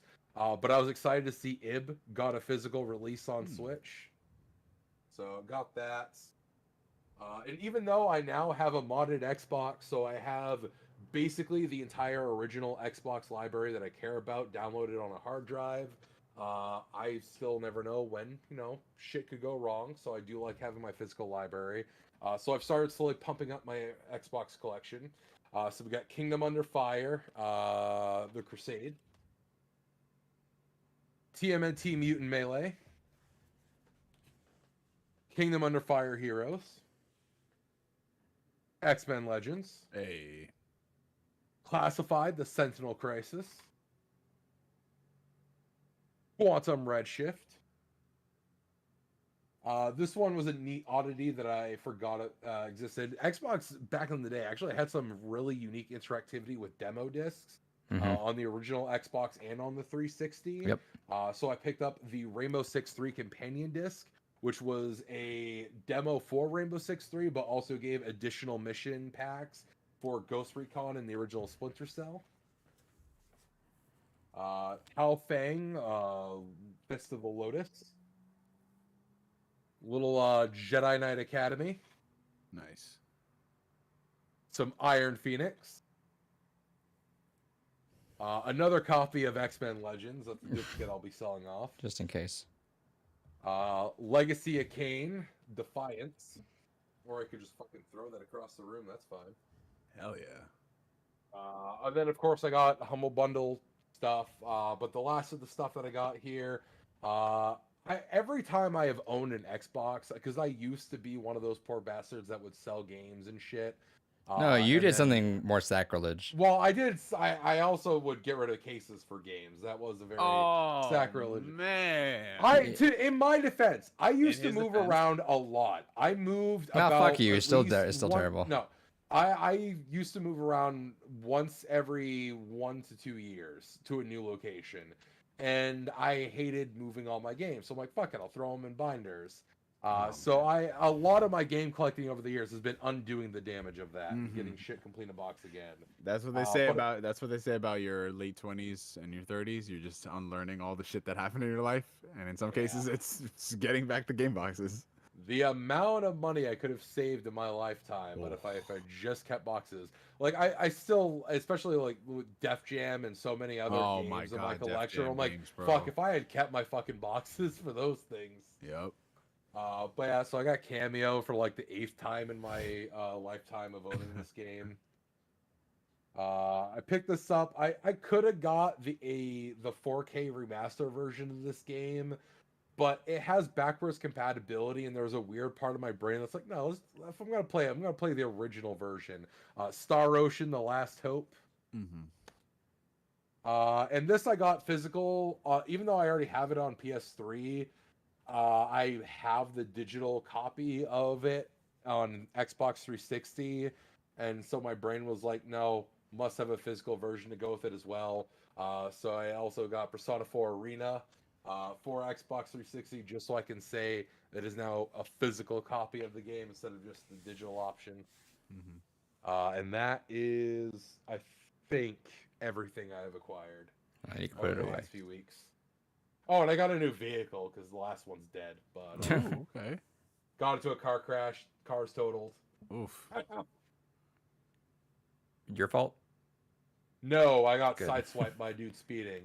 Hell yeah. But the insurance company was like, well, technically, you came out of a stop. So because you came out of a stop, we have to have you as partially liable because you should have done better to not get hit by the vehicle that was, by the police report, speeding. So Jesus. Love insurance. it's fine. I still got 17 grand back out of it. So There you go. it's All right. unfortunate that now I'm stuck in a fucking Nissan Cube, which is horrendous to drive. But Let me get some stuff out here. I got some the Neo would enjoy. I got the Oh, Halo okay. cookbook. Oh yeah, that's what I'm talking about. What kind of meals Yeah, are in what- there? Let me see that. Let's turn to a random page here. Yes, sir. I almost got that because I've been Kitsune collecting weird cookbooks. Udon. Ooh, Kitsune Udon. That looked pretty good. So the thing with all these cookbooks is they're just generic dishes. I know they look cool, Yeah. but they always have cool lore in it at least. So those are always fun. Lord, that's what I'm saying. I have a good chunk of these cookbooks now. Good Hell for nerd date nights where you want to cook, right? Hell yeah. All right. I bought a bunch of them on the 3DS Wii U. I'm not gonna go through all of them. Let me go through some of these games though, because I have a good chunk that I also want to just take off my desk because they are taking up spots. I got Ender Lilies. Hell Shout yeah. outs. I got the Godfather Black Hand Edition. That's like the one that's like Oh, the man, yeah. Resident Evil 4 on that. Yeah. Endless Ocean. Oh yeah. I've heard good things about the game. Yeah, I thought so too. And it's one of the really cheap Wii games still. Tetris Worlds. Good shit. Neo. Actually, I saw this at the end. And then I got Fragile Dreams. That's a pretty expensive boy right there. Really? Yeah, that's a pretty pricey one. Speaking of pricey boys, last story is this is part of the Oh. this is part of Ooh, the good this Oh shit. man, this is part Operation of the Rainfall, this is baby. part of the geek Oh. collection now. These ones coming up here. So he had a last story. He's got a banger one up here. Pokemon Mystery Dungeon Gates to Infinity. Good shit. Good shit. Sonic Adventure DX Director's cut. Director's Cut. I still prefer the Dreamcast version. That's fair. Ed and Eddie Misadventures. Hell I got that yeah. on the PS2. I was gonna say before I move on, you don't know about my GameCube collection, do you? 105 GameCube games. Mm. I'm kind of picky to I go for like high value pretty much. I'm running out of high value stuff, so I'm going for like once I get like Cubivore and Go Hypergrind, I might just go for full collection because 105 games at an average of $69.50 a game. Oh shit, that's nice. And you're talking about all these games are below that value too, so that shit brought it down. Banger game right here that he had. I forgot how fucking expensive this was, so this cost me a good chunk of how much I had been paying. But Pokemon White 2. This shit was like Oh, 20 $20 bucks at Best Buy goddamn. at some point. Like I remember this shit going on sale. And I sold Black 2, but Jesus Christ, this game is expensive as shit. How much was And it it? shouldn't be. 150. What? Yeah. Yes. 'Cause Pokemon games have hyper inflated. They're not because they're not available digitally like the 3DS games are. But there's still literal millions of copies. Just people have them in their freaking drawers. and People shit, want 'em, like, yeah. And that's just that the Pokemon games, to be fair though, that's the kind of shit that if you go to like yard sales, you'll probably find, which is good. Yeah. But like, yeah, people price that shit up. So yeah, that one cut. There's, you know, cut the thing my- is, a lot of people have Pokemon games who aren't even like in the know and don't care about collecting. They just keep them in the fucking drawers and shit. Hard gold, soul silver kills. Yep, that there's Yeah. I think that's my that gold case right next to my soldier's head there with the full big box and the Pokewalker there. I didn't get rid of that shit. Yep. Expensive as fuck. It's crazy. Shout outs. I think that was it in terms of that. Yeah, I just want to get right on. And Resident Evil 4 is in the other room. Neo, how much of Resident Evil 4 you played? I've only got to chapter 1 because I was fortunate enough to get the code sent to me by Xbox. I started. Yeah, it look Monday at night. you. Yeah, it came out of the Bluetooth. I was just like, oh shit. Bro, this okay, this cool. guy talking to fucking Phil Spencer, like, dude. That's it right there, dude. So I got the code sent Monday night, played a little bit of it, and I was just like, wow, I'm an adult and I am tired. I'm gonna go to bed. And then Tuesday, by the time I got everything situated, did all my stuff, and it was time to stream. I was gonna play Tuesday night, but then the stream happened. We were going for 6 hours straight, so I was like, damn, all right. Maybe Resident I'll Evil 4 is get gonna to be play there. Nights like that with the boys. You can't replace it. Irreplaceable. No. Irreplaceable. And then Wednesday night, you know, that's me and my girlfriend's night together. So we were together Wednesday night. We were together today. And then I'm just like, fuck. So I'm probably after the podcast, I'm gonna make myself a pizza. I'm gonna eat. No, I'm not going to do that. I'm gonna make myself a pizza and I'm gonna put on that 5-hour podcast. So if anything, I'll probably get to it after work this weekend. I'll just. It's dive definitely one of into those where it. you gotta sit down and like dedicate like Yeah. because it's taxing.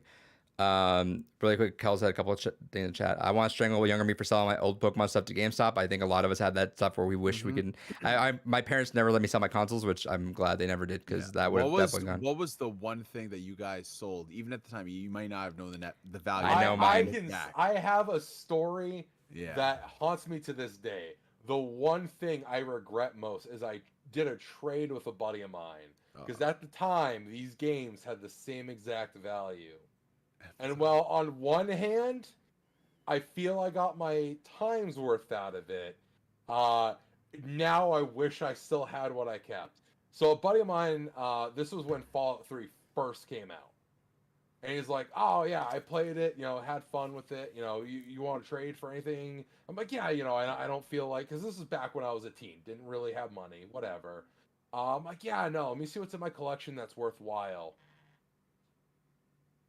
So for a brand new copy, back when it first came out again, mind you, these games were of equal value. So for my buddy's copy of Fallout 3 for the PlayStation 3, so the worst version of the game, What'd you trade?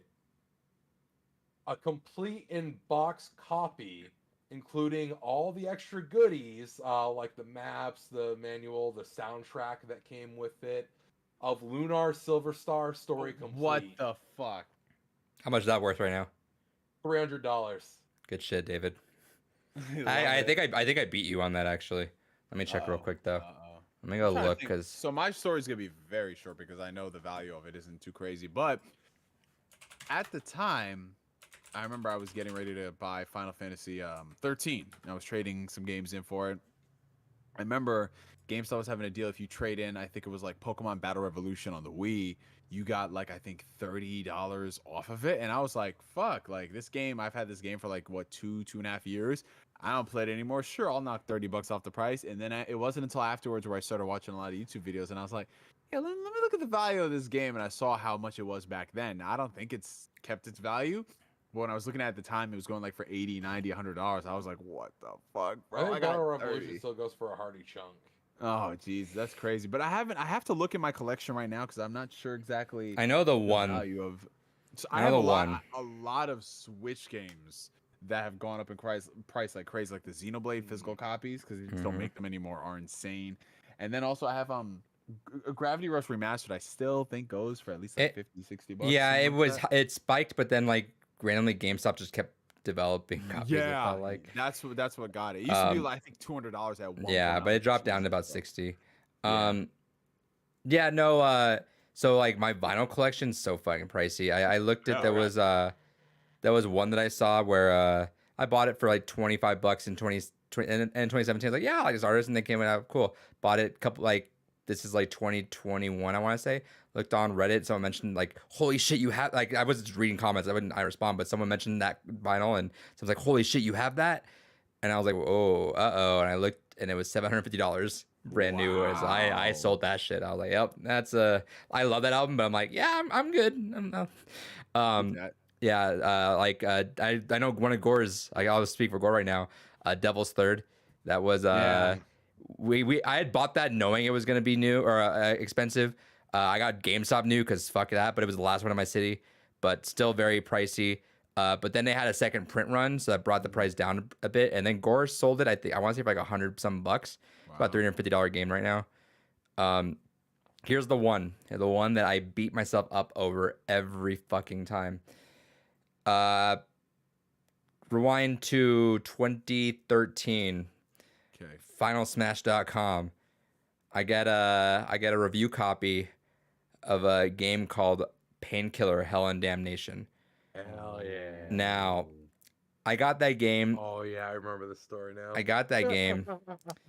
It was in a jewel case, not for resale, full game. It got delayed shortly after that, like 6 months later. And I was like, I didn't really feel inclined to review it because I'm like, I'm not gonna sit down and play this game. It's not even come out for 6 months, so I didn't think about it. No, not even think about that. All right, whatever. It sits there, and then the game got like, it came out and just left. Nothing ever happened. And I'm very, very, very OCD about like my collection, the way it looks. So like I pride myself, my PS4 collection, no red cases. GameCube, no third-party cases. Like I need to have everything uniform. And always sitting there was this fucking jewel case of this fucking random ass PS3 game. And I didn't want it. I'm like, I don't need this in my collection. So I went to the game shop, and this is like 2018 maybe. 2017, 2018, I want to say. No, I'd say like 2018 because I'm looking at the game, and the complete in box in 2018 it's like $30. All right, so I had this fucking random game. I'm like, I don't need this. I asked the owner because I used to work there. I asked the owner, I'm like, dude, I've had this. It's just like a review copy of this game, not for resale. I don't know what it's worth. Like, what would you give me for it? He's like, I don't know. Like, we have no idea how to value that. Like, $15, I guess. I don't even know. I was like, sure, I'll take it. And it sat on the fucking wall for ages. Like, I felt bad for selling that because I'm like, they're never gonna sell it. Why the fuck anyone want it? But whatever. And yeah, I'm like, whatever. Let's just sit there. Currently, as of today, a new copy of a retail game. It's $459.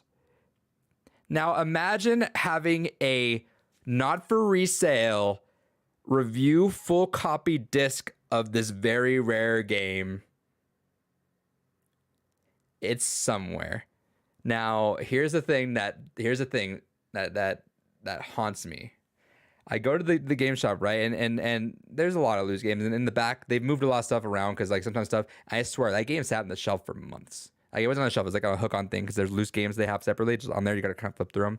Sat around for months. And then it just probably got lost in the shuffle. There is a percent chance, not a major, but like maybe like a very, very, very, very, very low double digit percent chance that it got shuffled because it just never sold into the back of their shop in this massive amalgamation of just random various discs like of like random shovelware games that just didn't sell because they just don't have cases.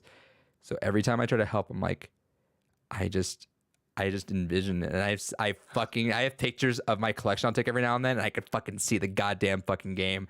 I'm like, it haunts me. I know what it looks like.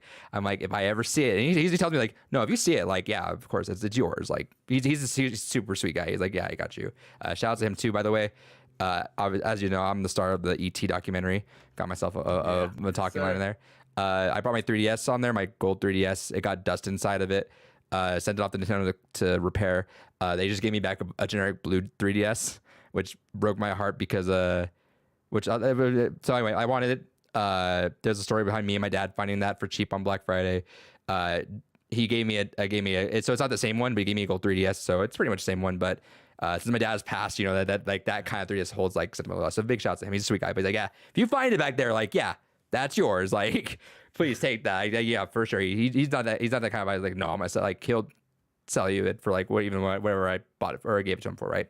But just imagine this game's only almost $500 new, and there's like a random like disc that I guarantee you not many people got because the game, Right. if it went to like a major reviewer, it was 6 months out after being delayed last second. Like they probably just threw that shit away. There's a good chance they just tossed it. So there's just this random like motherfucker, someone out there, if they bought it, has this. I don't even know the value. You would dictate the value of that shit. I've never seen that copy ever online. Fuck. So I on the conversation of that, there's two things I want to bring up because I also feel like Chris would appreciate that. So the two rarest and most expensive games in my library, they just were on the shelf over there. So the most expensive game, ironically, Panzer Dragoon Saga on the Oh Saturn. wow! That goes for Hey, you over motherfucker! Tell him how you got it. Uh-oh. Yeah, I got it for free. Oh shit! I need to hear this. How this happened? Yeah, so company I used to work for, there was a buddy I worked with who just genuinely was going through some shit, and he's like, I just want to get rid of my collection. I want to pare down on a lot of things in life, and one day I just show up to work and there's a box of Saturn stuff. So I got that. I got a US Sega Saturn with the RAM cartridge action replay device. I also got Dragon Force. I also got Beyond Oasis.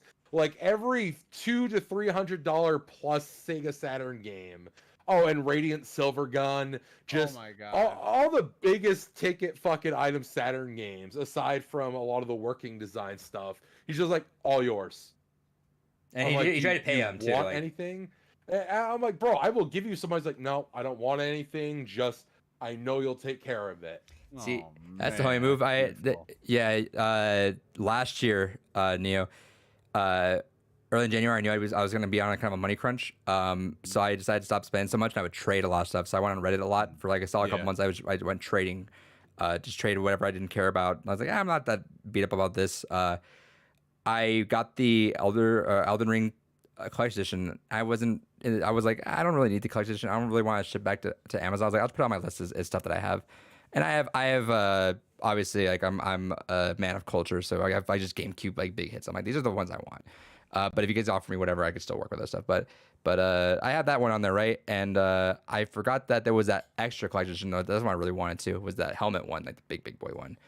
But I listed off as a collector's. I think I mislabeled it, so they thought that I meant the helmet one. So this dude rolls up there, he's like, "Hey, I got Gotcha Force. You wanna trade for that?" I was like, I forgot. I was like, "Oh shit, dude. Hey, my bad. I put there was like the medium one, like the statue one. I was like, I just put that one on accident. I didn't know it was that one. So my bad, dude." He's like, I mean, like, if do you already pay the difference? Like, and I was like, it's gonna be expensive to ship this thing. I was like, and then I'm trying to not spend money right now. It was a good deal what he had. I was like, if you're willing to hold on to it, maybe like next paycheck, I'll see what I could scramble up. And he goes, you know what? You collect these things, right? I'm like, yeah, I'm a big GameCube collector. He's like, yeah, you know what? Let's just do the trade like as is. And that was like $150, maybe $130 collection for Gotcha Force, which is one of the most expensive GameCube games. No manual, but I'm like, no, I don't fucking give a shit. I was like, are you sure, dude? He's like, yeah. You know, and I'm glad it goes to a good home. I'm like, fuck, all right. So I got it there, and I went down, packed a bunch of snacks in there, and gave him a note. And it was like a $70 thing to ship. So like, yeah, it cost me some money to ship. But I sent it off to him. I'm like, here's your tracking code, dude. And then as I sent him off, he sent me a reply back. He's like, hey, do you have Ikaruga on GameCube? I'm like, no. He's like, you want it? I'm like, What the fuck? I'm like, what? He's like, yeah, I have this around too. But he never got back to me. But he goes, I think I might have Cubivore around here somewhere. I know you're looking for that. Somebody, if I ever find it, I'll let you know. I'm like, fuck, dude. Holy shit. So Goddamn. go back to that podcast. Gore getting mad at me because like, fuck you. So I got Gotcha Force and Ikaruga for that just like $150 GameCube or Elden Ring collection. So shout out to that dude. Shout out, man. And then this is the rarest game in my collection. This is a prototype Game Boy Advance cartridge. I dropped $700 dues on this. Holy shit. It is one of only two prototypes in existence for this game. I know the other person that got the other one. Unfortunately, they got both versions of this game because this was a Pokemon style game. I'll phrase it that way, where they had like two companion versions released at the same time. And this is for Shin Megami Tensei Devil Children Icebook. Oh shit. So I have a prototype, one of only two existing prototypes for that game. That's fucking sick. You remember that story I would tell David about how I saw that fucking Demi Kid's white version thing? Yeah, This guy, yeah, I hate myself for it. I would always look on Facebook Marketplace and I always saw this fucking post and never thought of it because it said like GBA games $10 each, and it was like I just see like Dora and just like all these like they're probably like this. And I swear one day I just like was scrolling through, I let my eyes sit on it for a second. In the middle of all these fucking like just licensed title garbage, you see Demi Kid's white version, and I probably just saw the word kids in the middle of Dora and like. And like Rugrats, and I was like, holy shit. And it's been on for a while. I mentioned do you have that? He's like, no. I'm like, oh, fuck. So lost out on that. An almost $200 game for fucking $10. $10, man. Jesus. Hey, so really, I'm gonna go back now. That's the way I do things. Cal said I'm almost done with the castle section while listening to you guys. Resident Evil 4 is fucking good. Like it's really fucking good. Everything is it's pretty much like uniformly like new, recognizable, but just like totally new. Someone described it the best way. It's like, you know, when you go back to those games, like what you thought you remember, but what you actually saw. This is what you thought you remembered, and it's just so good. There are some. I'm still gonna stand by. I don't like the knife thing. I understand why though, because the parry system. I get it. I'm on my fucking knife all the time, but fuck it, I guess.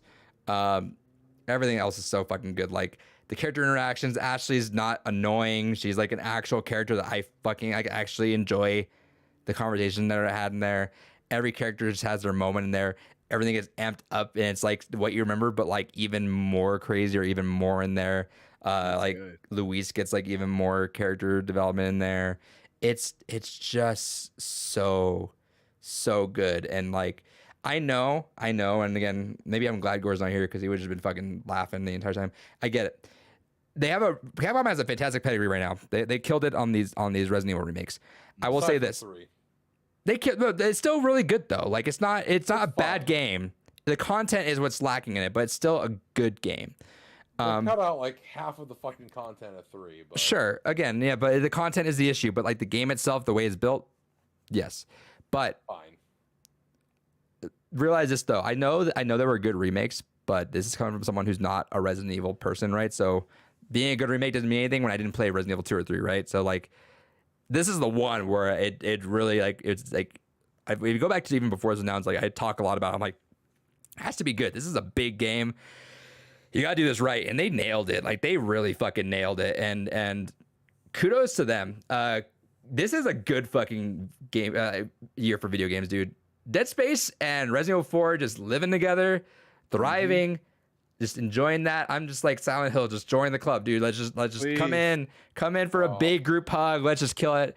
They had to have some comments saying we don't know how people are gonna actually receive this.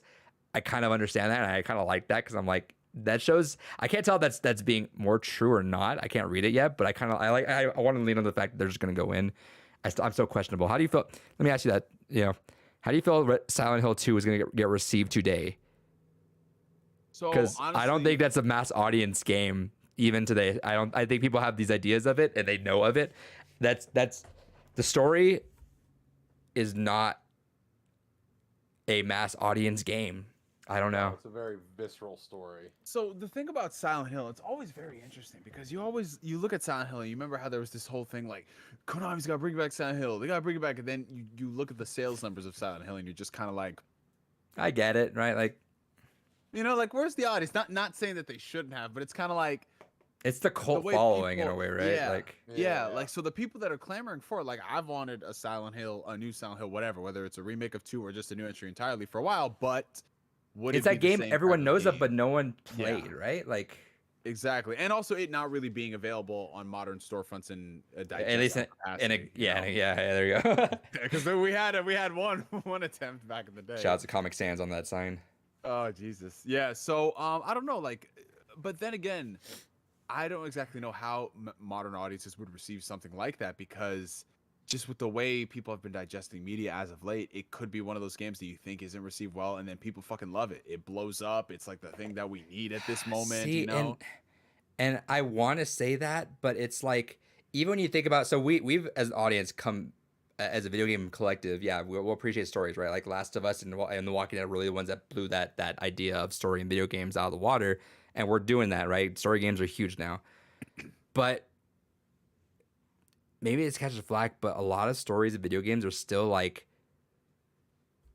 they're still very much like baby's first serious story, right? Like, Yeah. I don't like The Last of Us 2, but like people will talk about like how they'll talk praises to the high ends, but I'm like, movies do a lot of this stuff. Like I still love Last of Us 1. I still think it's very visceral and everything, but I think it's different. But I don't know. I just like they need the audiences that like those stories. They needed to be very direct still, right? Like Edith Finch, David. We found that Rocket Sim that he loves, and Edith Finch is fantastic, but it's very straightforward. Phenomenal. It's very straightforward though.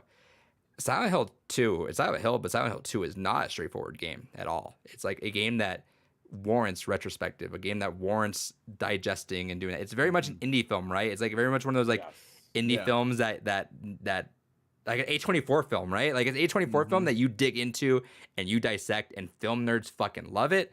The general audience, if it's digestible, will like it, but this is not digestible. I think because like combat sucks. I'm curious what they're gonna do with the combat. But man, that That story. might be part of why they bring that up is because it probably will have more of perhaps even an action I game. know, focus right? to It might be, but I'm like, they can't take out how weird and uncanny that story is No, without that's- pissing off the that's so audience that important, likes yeah. it. But like, would the general audience understand uncanny stories, or are they just gonna go, yeah, it's weird, it doesn't make sense? I don't know. That's what I worry feel about like with that there is game. There is space for that to thrive, and if it's done accordingly in a certain way, where it's not like this huge budget or whatever, I could still see it being successful. You know what I'm saying? 'Cause I nowadays, hope so. I really hope so. yeah, I know. Because nowadays, like just with the culture, like even us just doing this podcast and us talking, games can eventually find their audience, even if it's not for mass consumption. You know, Yeah. people will still find it and people will really enjoy it. If the indie community is definitely something that's shown us things like that can happen.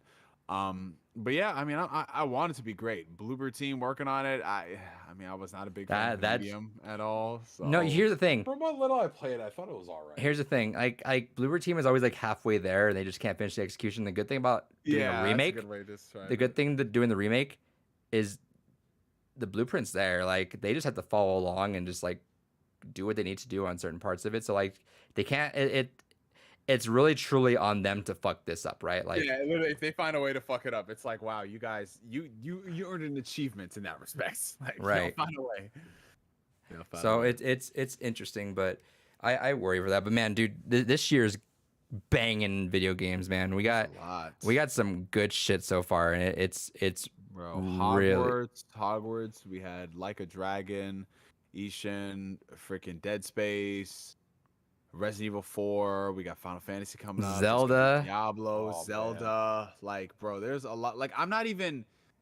Starfield? I'm trying to. Starfield, bro, exactly. See, like, I'm trying to like only narrow it down to one major game a month, because then if I start thinking after that, it's just there's too much shit, bro. There's too much shit. Like, Jesus. And there's like there's some indie hitters too out there right now that Yeah. are Paranormicite. I've been playing that a little bit, and heard- that's been really cool. Heard that's good, yeah. There's a handful Pizza Tower. I You heard want to Pizza play Tower? that. I want to play that.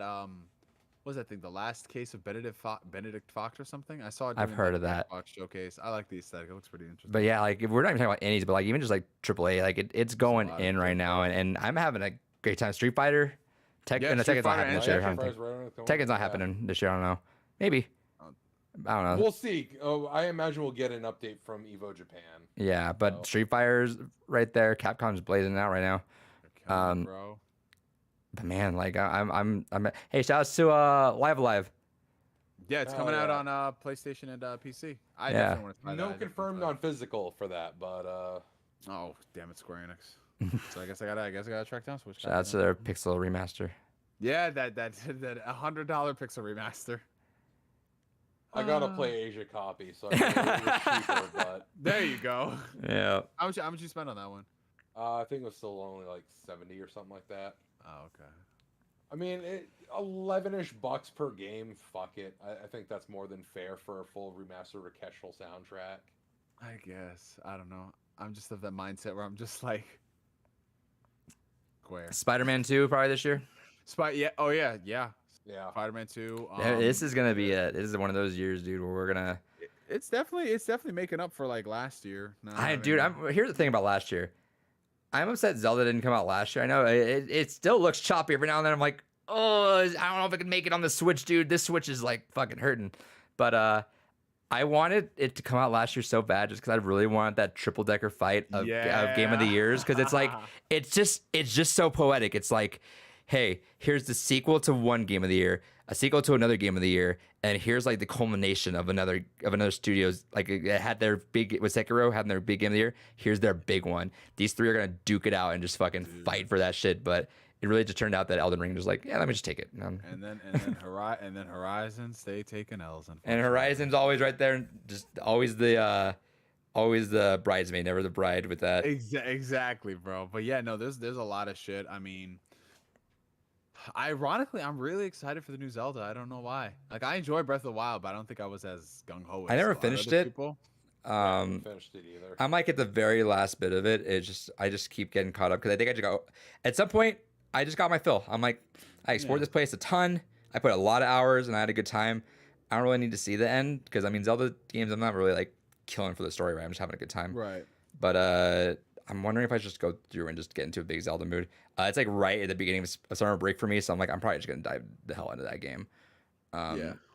But yeah, man, like this is gonna be a banger year, so I'm excited to see where everything goes for all this stuff. Yeah, dude, I'm really pumped for a lot of the stuff that's coming out, and even some of the stuff that we don't know that's happening. Like, I'm not even thinking about like what's coming out in 2024 and beyond, because 2021 I was always thinking about, what's coming out in 2022 or 2023. But now that we're at 2023, I'm just like, I don't really know what else is coming out after that. I mean, yeah, we have Fable, we have Wolverine, and shit like that, Wolverine. but, you know, and whatever else. But like, PlayStation has not announced anything. Like, the only No, new they're game quiet. They're very quiet. Wolverine and Factions. Those are the only two games and Factions that will we be know this are year. coming out. Yeah, so Wolverine is like the only game that we know is being worked on. Like, we have rumors of shit happening, but there's no concrete announcement of any game from any studio, which I think they're Xbox- doing that on purpose. You know, They Xbox don't want is like I get up trying to say like next year is gonna be the big year because like I understand why. I get it because like they had to start really on fresh. Redfall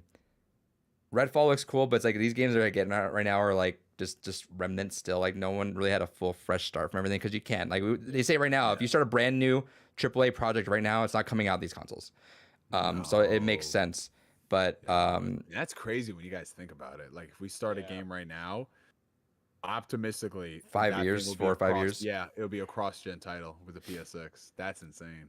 um, but yeah. So I don't know with that stuff. But yeah, I mean, they Sony's could.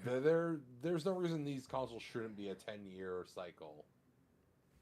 I think I with mean- COVID, it's gonna go longer. It's gonna at least be 8 years before they bring out the new system. I have a feeling. so really We've quick. honestly just hit a weird pinnacle of power where we're still not even getting to a point where we're fully utilizing the hardware we have, let No. alone feeling the need for new hardware. Yeah, no, we haven't, bro. Like I brought this up in my stream. I'm not opposed to the idea of like a mid-gen console refresh. I think that's fine. You know, like especially last generation, we definitely needed that. If games weren't even hitting 1080p 30. Mhm. But now it's like we haven't even gotten current gen PlayStation, Xbox games that even show us anything. Like the best looking game right now is Horizon Forbidden West, and that's a cross-gen game. Like there's nothing else that's come out, which we'll see this year. We'll see what Starfield does. We'll see what Redfall does. We'll see what Spider-Man does. I mean, I truly still I think the only like real next gen looking game still is Senua, yeah, the Hellblade. sequel for that hell. Yeah. Which they so, announced, so that was the first thing they announced, and they said this is a ways off. So it's like, yeah, no, Yeah. it was. I think Well, I was they- saying like 2023, and even then it's still off. Yeah, they Yeah. announced it what 2019, right? Mhm. Yeah, they put that thing on a post-it note, like, yeah, this is the game we're gonna do. They said we But really that's wanted to still, show it like, off. the only game that so far I've Yeah. seen where I'm like that. Well, that's that because it is next right. gen. Like that, it literally Yeah. that thing where if we start something now, Yep. it'll be like at the end. Hey, really quick, did David? Did you ever watch Last of Us? I still haven't gone around to it. Motherfucker, David. The problem is I need to find time where I can just sit down and watch it myself because the fiance has no interest in it because she has a massive hatred of Ashley Johnson, and even though while she's not a part of it, she still can't disassociate it from her. Wait, why? Why so- is she not like Ashley Johnson? She has a weird hatred of her because of Growing Pains back in the day. Oh, wow. So and to be that fair, has she's in an still episode carried- for a little bit too, so she won't have a good Yeah. time. So that, and also she is a very big like anti-community person, and the Last of Us community, let's be honest, not the greatest communities with certain things. So she's just grown to hate Sure, it I because guess. she hates the community as well. Yeah, you cannot discuss discourse of anything with The Last of Us with people, especially the show. Like if you say like, yeah, I like the show, but they're like, excuse me. And I'm like, all right, Hey, relax. and you've seen it, Neo. I want to get your opinion because I'm very curious. Yeah. They did really well, fantastic with Uh-huh. the first one because hey, Last of Us one fantastic, universally appraised game, right? Yeah. Hey, 2 isn't. 2 I think would translate terribly to a TV audience. And here's the thing: I tell everyone, no one fucking understands. They're like, Game of Thrones kills all these people all the time. Ned Stark, spoilers, I guess. Ned Stark died, and everyone loved him, right? They'll kill him off at the first episode. There's a reason why Game of Thrones waits till like that episode 9 to kill off because you need to get out. You need to do your thing, make it the culmination. You need to have that one decompressed episode, then you're off. Remember, Walking Dead fucked up. They fucked up, First and hour. that cliffhanger Negan thing where they killed someone at the cliffhanger, made everyone wait. No, there are times that audiences you just can't throw a death out like that. The world loves Pedro Pascal. Homie's killing it right now. They can't do this story and keep the same audience. I don't think you can. I do not think you can. So here's the thing. I'm gonna approach it from a different point of view. I don't think it's believable for them to do Last of Us Part 2 with this cast. I just don't buy it. Like, so first things first, even though I really enjoyed the first season of Last of Us, I felt like there was something missing from the Joel and Ellie dynamic. Like there was such a serenity in the game between the two in the moments that we saw in the TV show, but it was only like Cliff Notes version, which to me didn't make any sense because usually it'd be the other way around. If a game is trying to adapt something, it kind of misses something, a part of it in translation. I felt like there was just more smaller moments with Joel and Ellie's dynamics in the games that brought more to their relationship versus the show, which is just like, this is our Joel and Ellie moment. Sure. Like I think it was episode 4 where it's like, hey, this is our Joel and Ellie moment, and it's like, all right, okay, like all right. So even though like I was attached to Joel and Ellie in the show, it wasn't to the same degree. And I think more time passes, I'm more attached to them just because I know who they are as characters in the game. I'm not sure if that's going to translate the same for season 2 with the general audiences, if it's going to translate to them, and when what happens to Joel happens to Joel, are they going to react the same way? But honest to God, I'm gonna say this: I don't necessarily think Bella Ramsey is up to the task of telling that story that Ellie goes through. Well, Ellie doesn't go through that story. Like, that's the thing, is Ellie is a character. I just don't buy it. I do not buy that fucking game. I buy it. I think that's the point of the game, though. Dude. No, but like, here's let me tell you why my general, and I've explained this on the podcast a few times. Let me tell you like my general, because that's the thing I hate. Hey, I back there, look at every podcast. I had that Last of Us 2 Ellie statue. There's a reason why it's no longer there. It got sold because I fuck that game. Damn. I look nuclear. I look back at like my notes after the game. I say I liked it, and literally every day since then, still to this day, I just dislike it more and more. I think they fucked up on a lot of things. And the thing I hate about it is I can't have my opinion because they're like, because I'm like, no, I'll give you literal, actual like reasons why. All you can do is just speak your piece, and that's it. Like, right. So first off, Neil Druckmann needs someone to say no.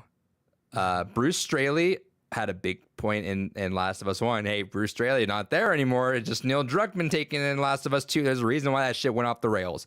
No, I think in those kind of games, those kind of big kind of games, I think Neil Druckmann's a fantastic like writer, but you need someone to tell you no. Like, there's sometimes you have an idea, you just need someone to say no and do that. Guess what? Craig Mazin, Last of Us on HBO, right there with Neil Druckmann, gave him some ideas, someone to fucking like wrangle that guy in. He's like someone you gotta kind of keep on a chain. Like, he's got some great ideas. Someone harness them and really work with them, and you'll get the best out of it. You let that man go crazy, I think he just does like all this crazy shit. So he's kind of like in that sense, he's like a George Lucas or Hideo Kojima in that sure sense. Let them go crazy, and they're gonna make like really weird, bizarre stuff. But if you like have someone like kind of like know them really well, like, all right, let's tap this, let's do that, let's throw that one out, do that here, it's fantastic. Pacing is abysmal pacing in it. Yeah, it's not that great. You literally even that structure cannot translate to fucking TV. No one's gonna fucking tune into this shit. Like, I can promise you that. Shock factor, it is what it is. Stakes. Do we look at the general idea of what plot structure is? Got the intro, is the English teacher in me. Intro, inciting incident, rising action, climax, falling action, resolution. What's the fucking climax? Or what's the conflict? The conflict, sorry, intro, conflict. Yeah, what's the conflict of Last of Us 2? The conflict is the climax. What should have been the climax, right? The conflict is, the biggest thing that could have happened, literally like the biggest stakes that could have happened, right? If these two went on this crazy revenge journey, let's say Tommy died at the beginning of Last of Us 2, and they're like, we're gonna get revenge. The crazy thing you'd be thinking of is like, one of these fucking characters is gonna fucking kick it. And that's your fucking big one. But you got rid of that. Also, I think Last of Us 1 is universally acclaimed for good credit. They didn't earn that death at the beginning of 2. Because why? We spent 7 years without them. You can't be 7 years on a second game, first time being reintroduced as characters, be like, all right, you love these guys? Okay, kick them out. It's like, no, if it was like a third game, if it's like a third game in, you spent like 20 hours with these characters, then sure. Think about it this way. In the Last of Us franchise now, there have been more time without Joel than with Joel, just combining playtime hours now. We have not earned that time without Joel because we were gone so long. We didn't get time to get reacquainted. We didn't get time to remember why we love these characters. It was 7 years. We're back in. All right, he's gone. And then we have to go on this full, like, not even all of us agreed with that. We're like, why are we going after this person? That's why I think a lot of it, because we love Joel. And I know there was that crazy like stuff that everyone's like questionable, but that's the thing, right? But then we go on this journey. It doesn't fucking end. It doesn't fucking end. And it's like, for this character that at the beginning, like in the first game was like, you find what you want, like you find like I forget what the exact quote is, but like Ellie had some semblance. Yeah, she had her moment where she loses that innocence, but like she had some semblance of like this is like she's a light, right? But it just gets thrown away for a character that she was feuding with in that she obviously was like that, but it's like not even like it's just like, and she gives away everything for this, everything for someone that she was. I get that there was love, but it's like we didn't build that. Like if there was a second, if part 2 is literally like going after this revenge, and there maybe the journey was like a deterioration of them, right? Like maybe the revelation of like, can you imagine that gut punch moment if you're playing this game like 5, 6, 7, maybe 10 hours in, you're getting to the climax, and then like they have that last night together, and she's like, I know what you did, and it just falls apart, and then like you go into like that last like mission trying to save or trying to get revenge with Tommy, and like there's that gut punch moment of like Ellie doesn't trust the fuck out of you, like you fucked up, and she doesn't give a shit about you, and then you die, and then she isn't like, and then like, you know, there's so much other things you could do with that. Instead it just is a revenge filled thing that just goes nowhere. You lose people, and then you keep going out, and we got to the fucking like farmhouse, and then like, all right, I guess like that was a long journey. I hate having to restart the fucking game, but hey, that's fine. Oh, we gotta keep going. Why are we still going? Why is this still happening? I'm so fucking tired of this. That's fair. I still haven't played it, but I remember reading the script when it first got leaked, and I liked a lot of elements of it, but that definitely was one thing that I feel was really not handled at all, was the potential revelation of like having an actual back and forth between Ellie and Joel about the hospital situation. We keep getting flashbacks, but like flashbacks don't fucking matter, I think, at this point. I get what they're trying to flashbacks do. Flashbacks are not an interactive moment where you are actually in control, because that is part of where a lot of the emotional resonance comes in a video game. Yeah, cutscenes and stuff like that can be a great way to fill in detail, but a lot of it, and especially what Last of Us 1 did very effectively, was giving you a lot of control in those downtime moments and making you again feel that direct kinetic connection to those characters. And just having it be flashback misses the point of it all almost. So would you say, what if they did change up the structure? Because they said part 2. No, that's the thing I'm scared of. They keep trying to say part 2 is like, we're doing it. Like, Neil Druckmann's like, I don't care what everyone said. Dude, no, but whatever. Do you think it's going to be done in the exact same format, though? Because I don't think if there is a fantastic story inside Last of Us 2 that is just not realized because no one told Neil Druckmann no.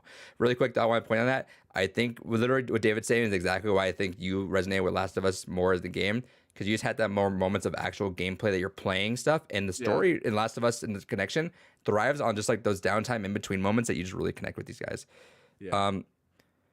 Literally, if you restructure everything, it can really fucking work.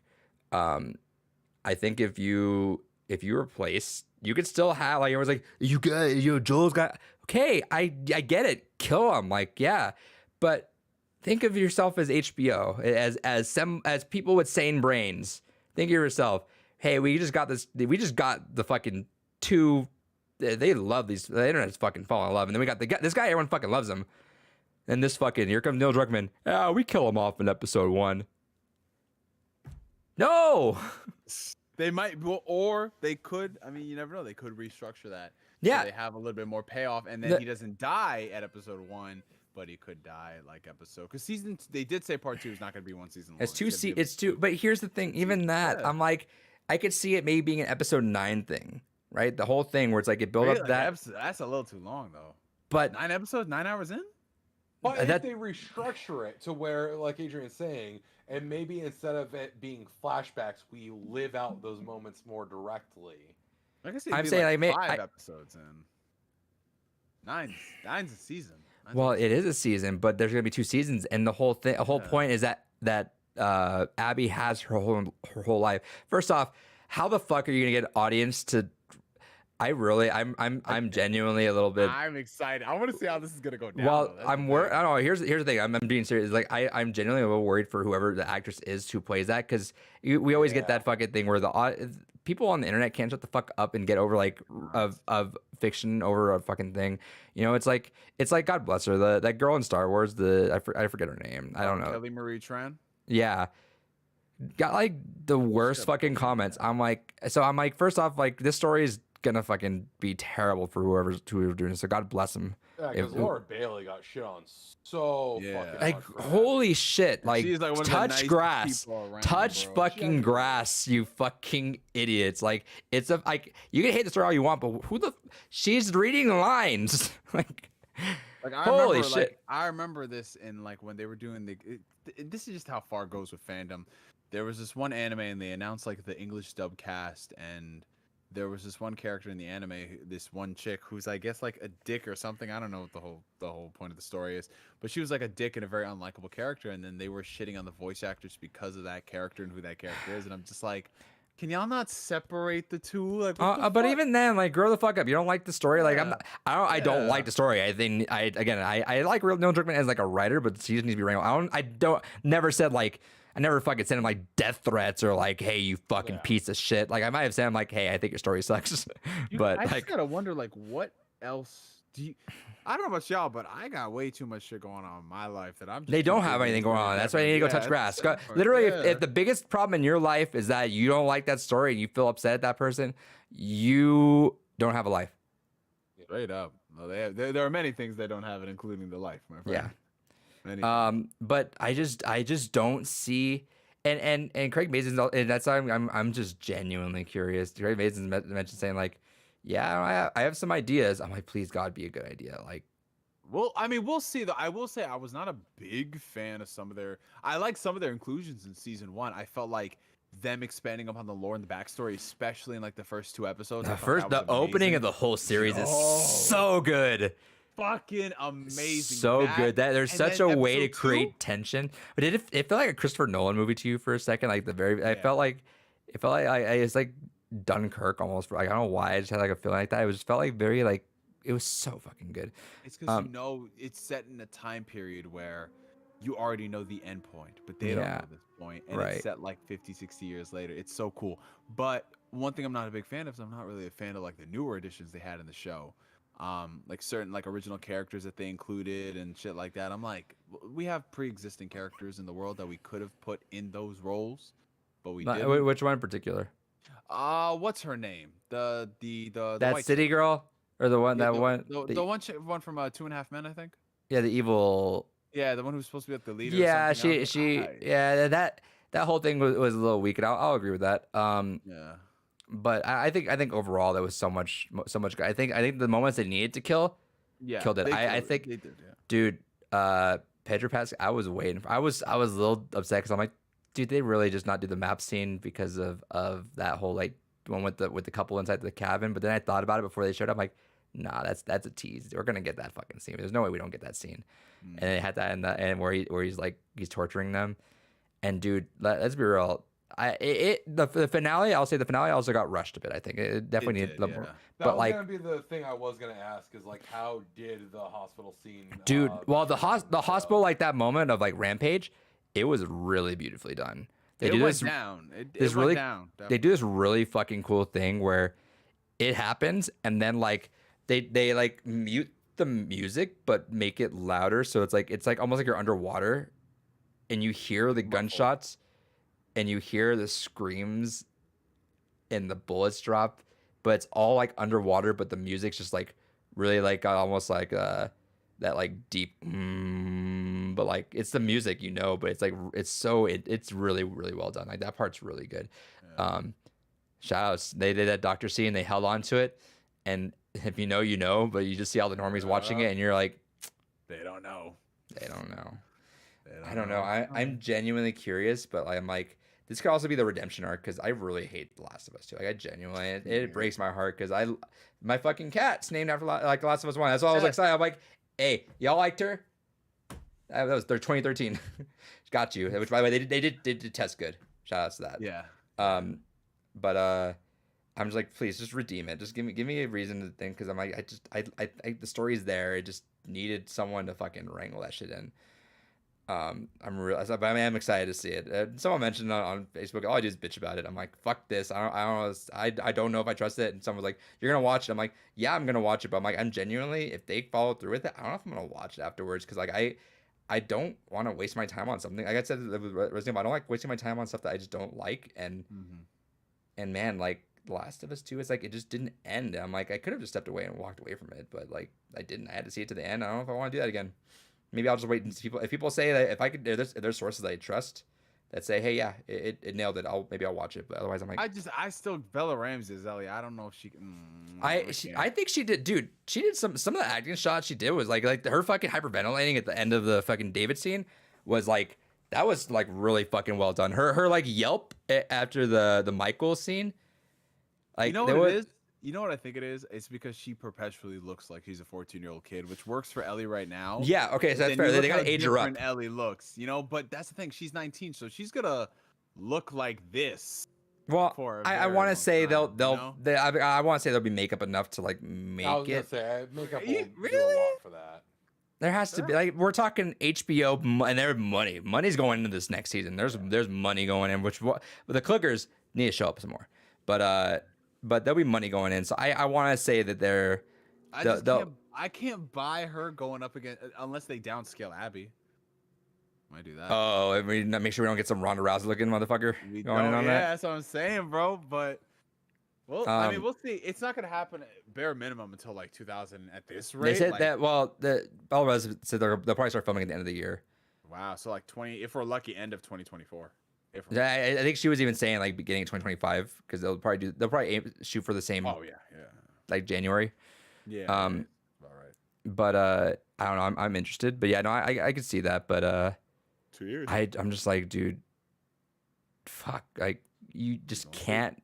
You can't have the HBO. I want to be in that fucking room right now where they probably just didn't know. Like the higher ups, the higher ups didn't know, right? They just hear this good, critically acclaimed, and they're like, okay, they love Pedro. We're getting them back. So tell us how that's gonna go.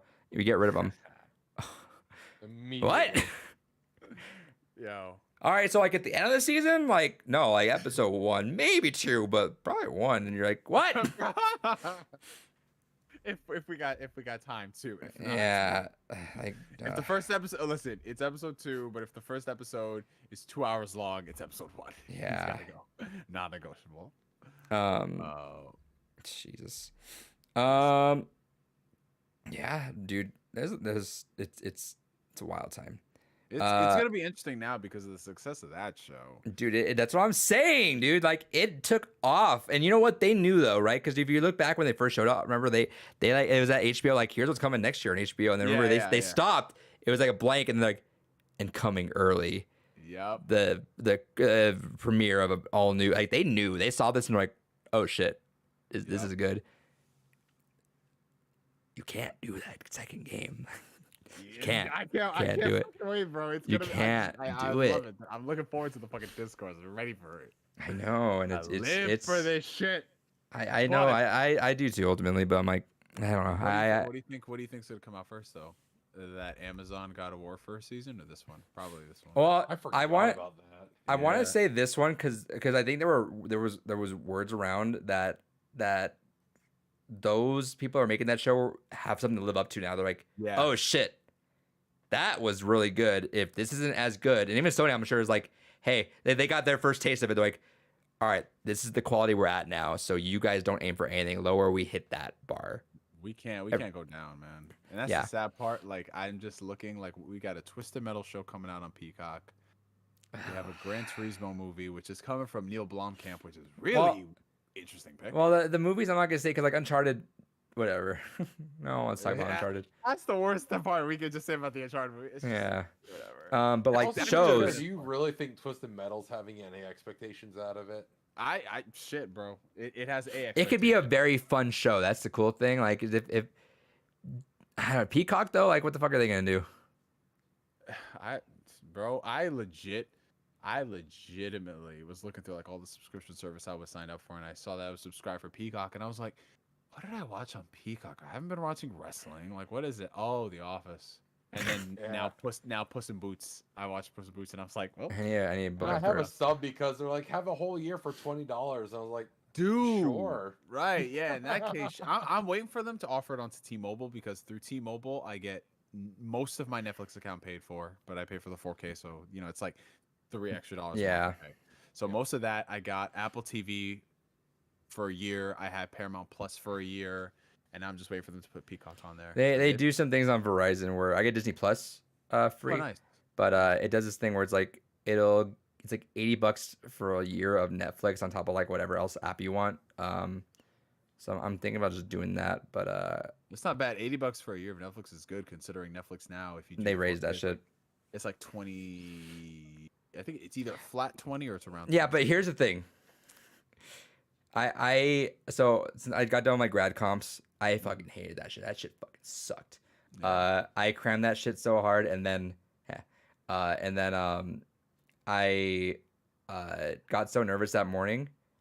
I forgot my password to get into my computer at the location because I'd sign in. And I freaked out, so I spent about 5 minutes trying to remember my password, and then by the time I got my password, I just forgot pretty much everything that I had tried to memorize in my brain. So I spent half an hour of the 4 hours trying to fucking memorize 20 quotes, 20 names, and 20 years. I'm like, fuck.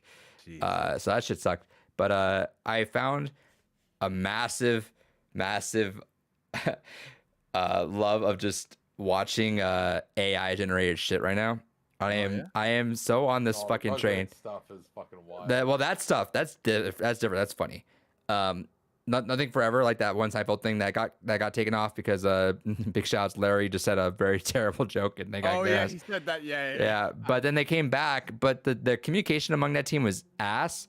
They didn't come back on their day that they were supposed to. And they just took out the whole cast, made a whole new one, and we're like friends now.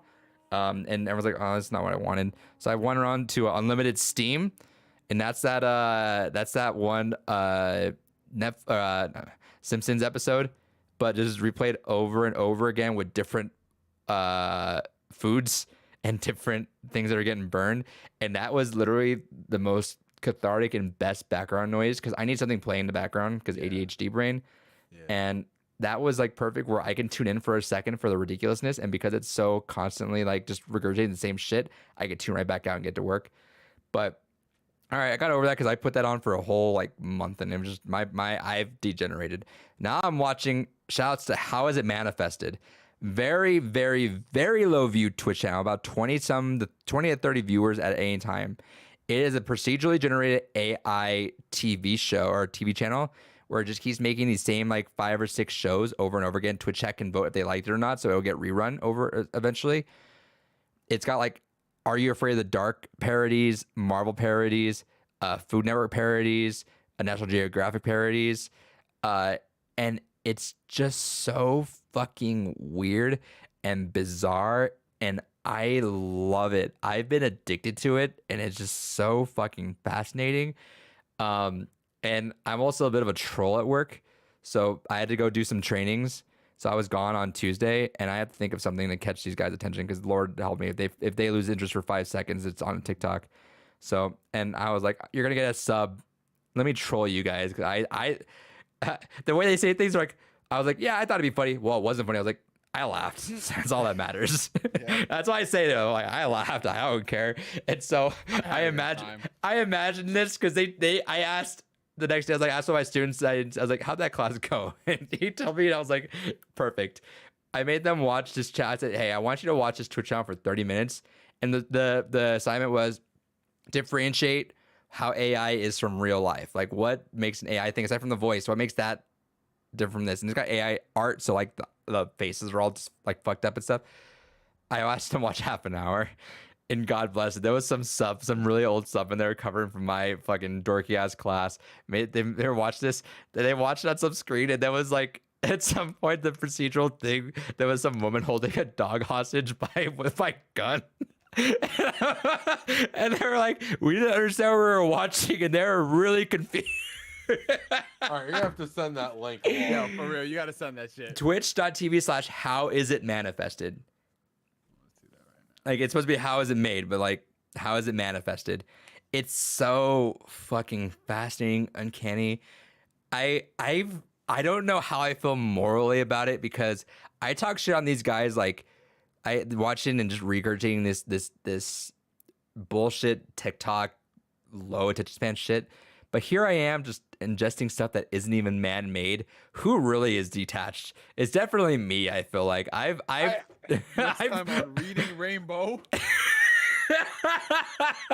Dude, see, Neo, you got to get on what I'm doing lately. I'm watching 5-hour DSP interviews and AI stuff. This is where I am in life right now. And do I feel good about it? I don't feel good about it, but it's just fascinating. It's like That's the Marvel parody. It's the Marvel one. I know a young boy named Timmy approaches Titus, the famous blitzball player from Final Fantasy X. Oh my God, this is Final Fantasy X. Wow, I want to be just like you when I grow up, he exclaims. Titus chuckles and responds, well, you better start practicing then, kid. Golly, what's up with these faces? Yeah.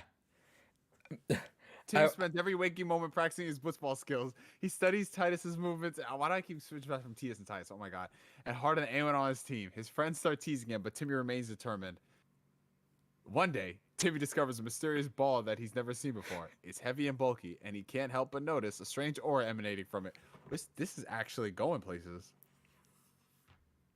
And then See, you got I do have a moral quandary with AI in general. sure, and that's what their lesson's gonna be on. I'm making them do this crack seminar about the morality of it. Like, is it good that we're actually doing that? But I can't deny this shit. And you know what? You know why? And I think I realized it is because I'm just finding stuff so predictable lately, and I'm kind of getting over how like basic everything is. I can't predict AI.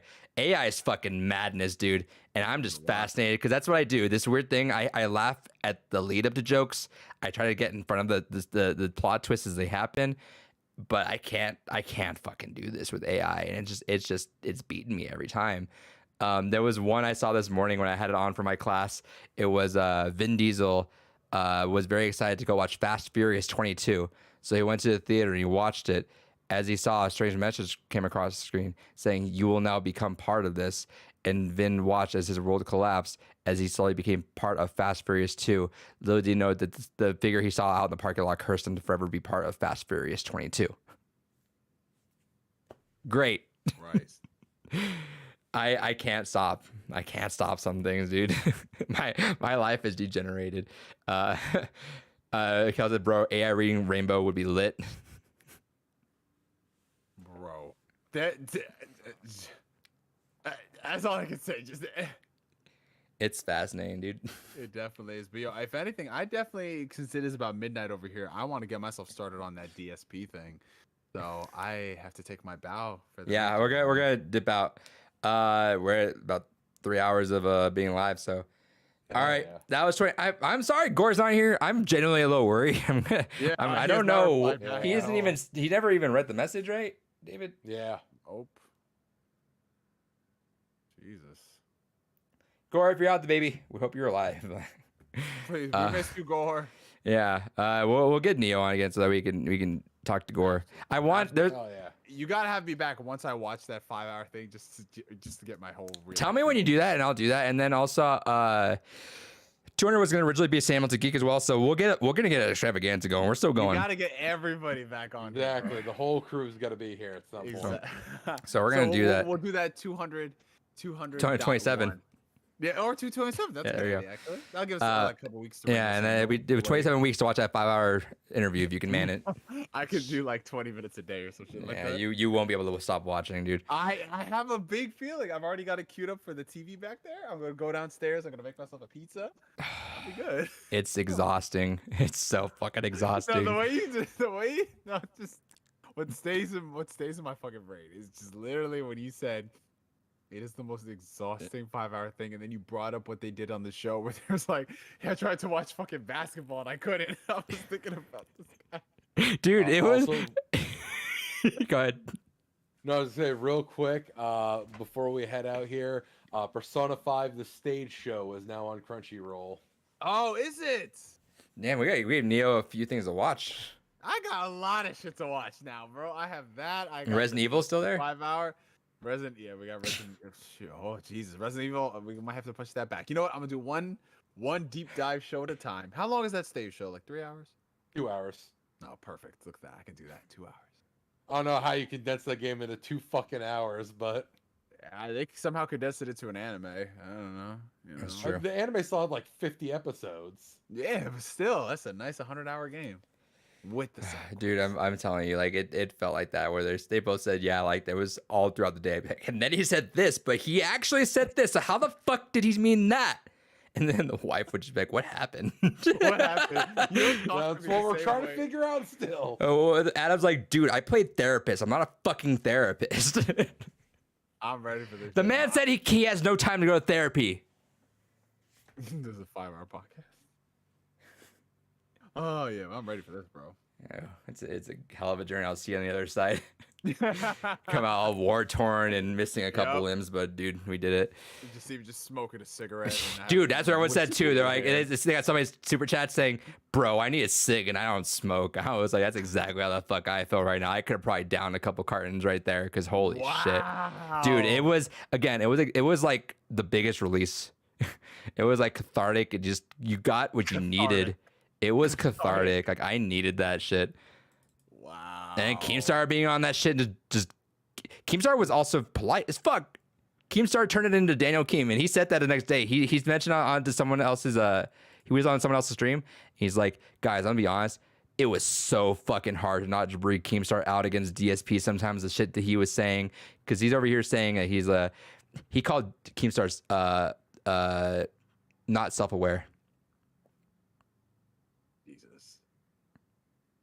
Again, there's so much gonna be shit. something. So I can't good. wait. I Alright. can't wait. I'm gonna get. And then yeah, if you get here's the thing, you're gonna get addicted, and you're gonna want more, and then there's Secret Limited, and just deep dive that shit, and then welcome, welcome to welcome, my dude. current- That shit, welcome to my dude. current Here's life. the thing, dude. Here's the thing.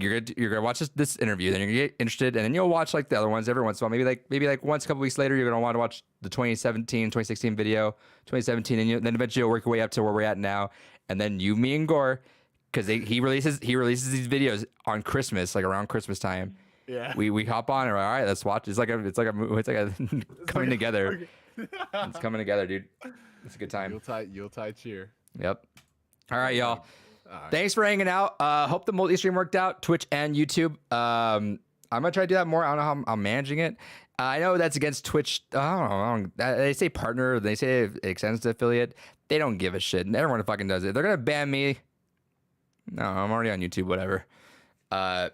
But yeah, I might rather reach it out to see if anyone wants to watch. But Neo, good talks.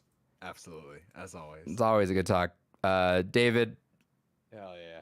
yeah, there you go. Gore, wherever you're at, brother. I hope you're all right. We love you. You're still the one and only movie god to us, bro. Yeah, we'll get your YouTube back soon. We'll fight YouTube if we need to. All right, y'all. We're gonna end the stream. See you.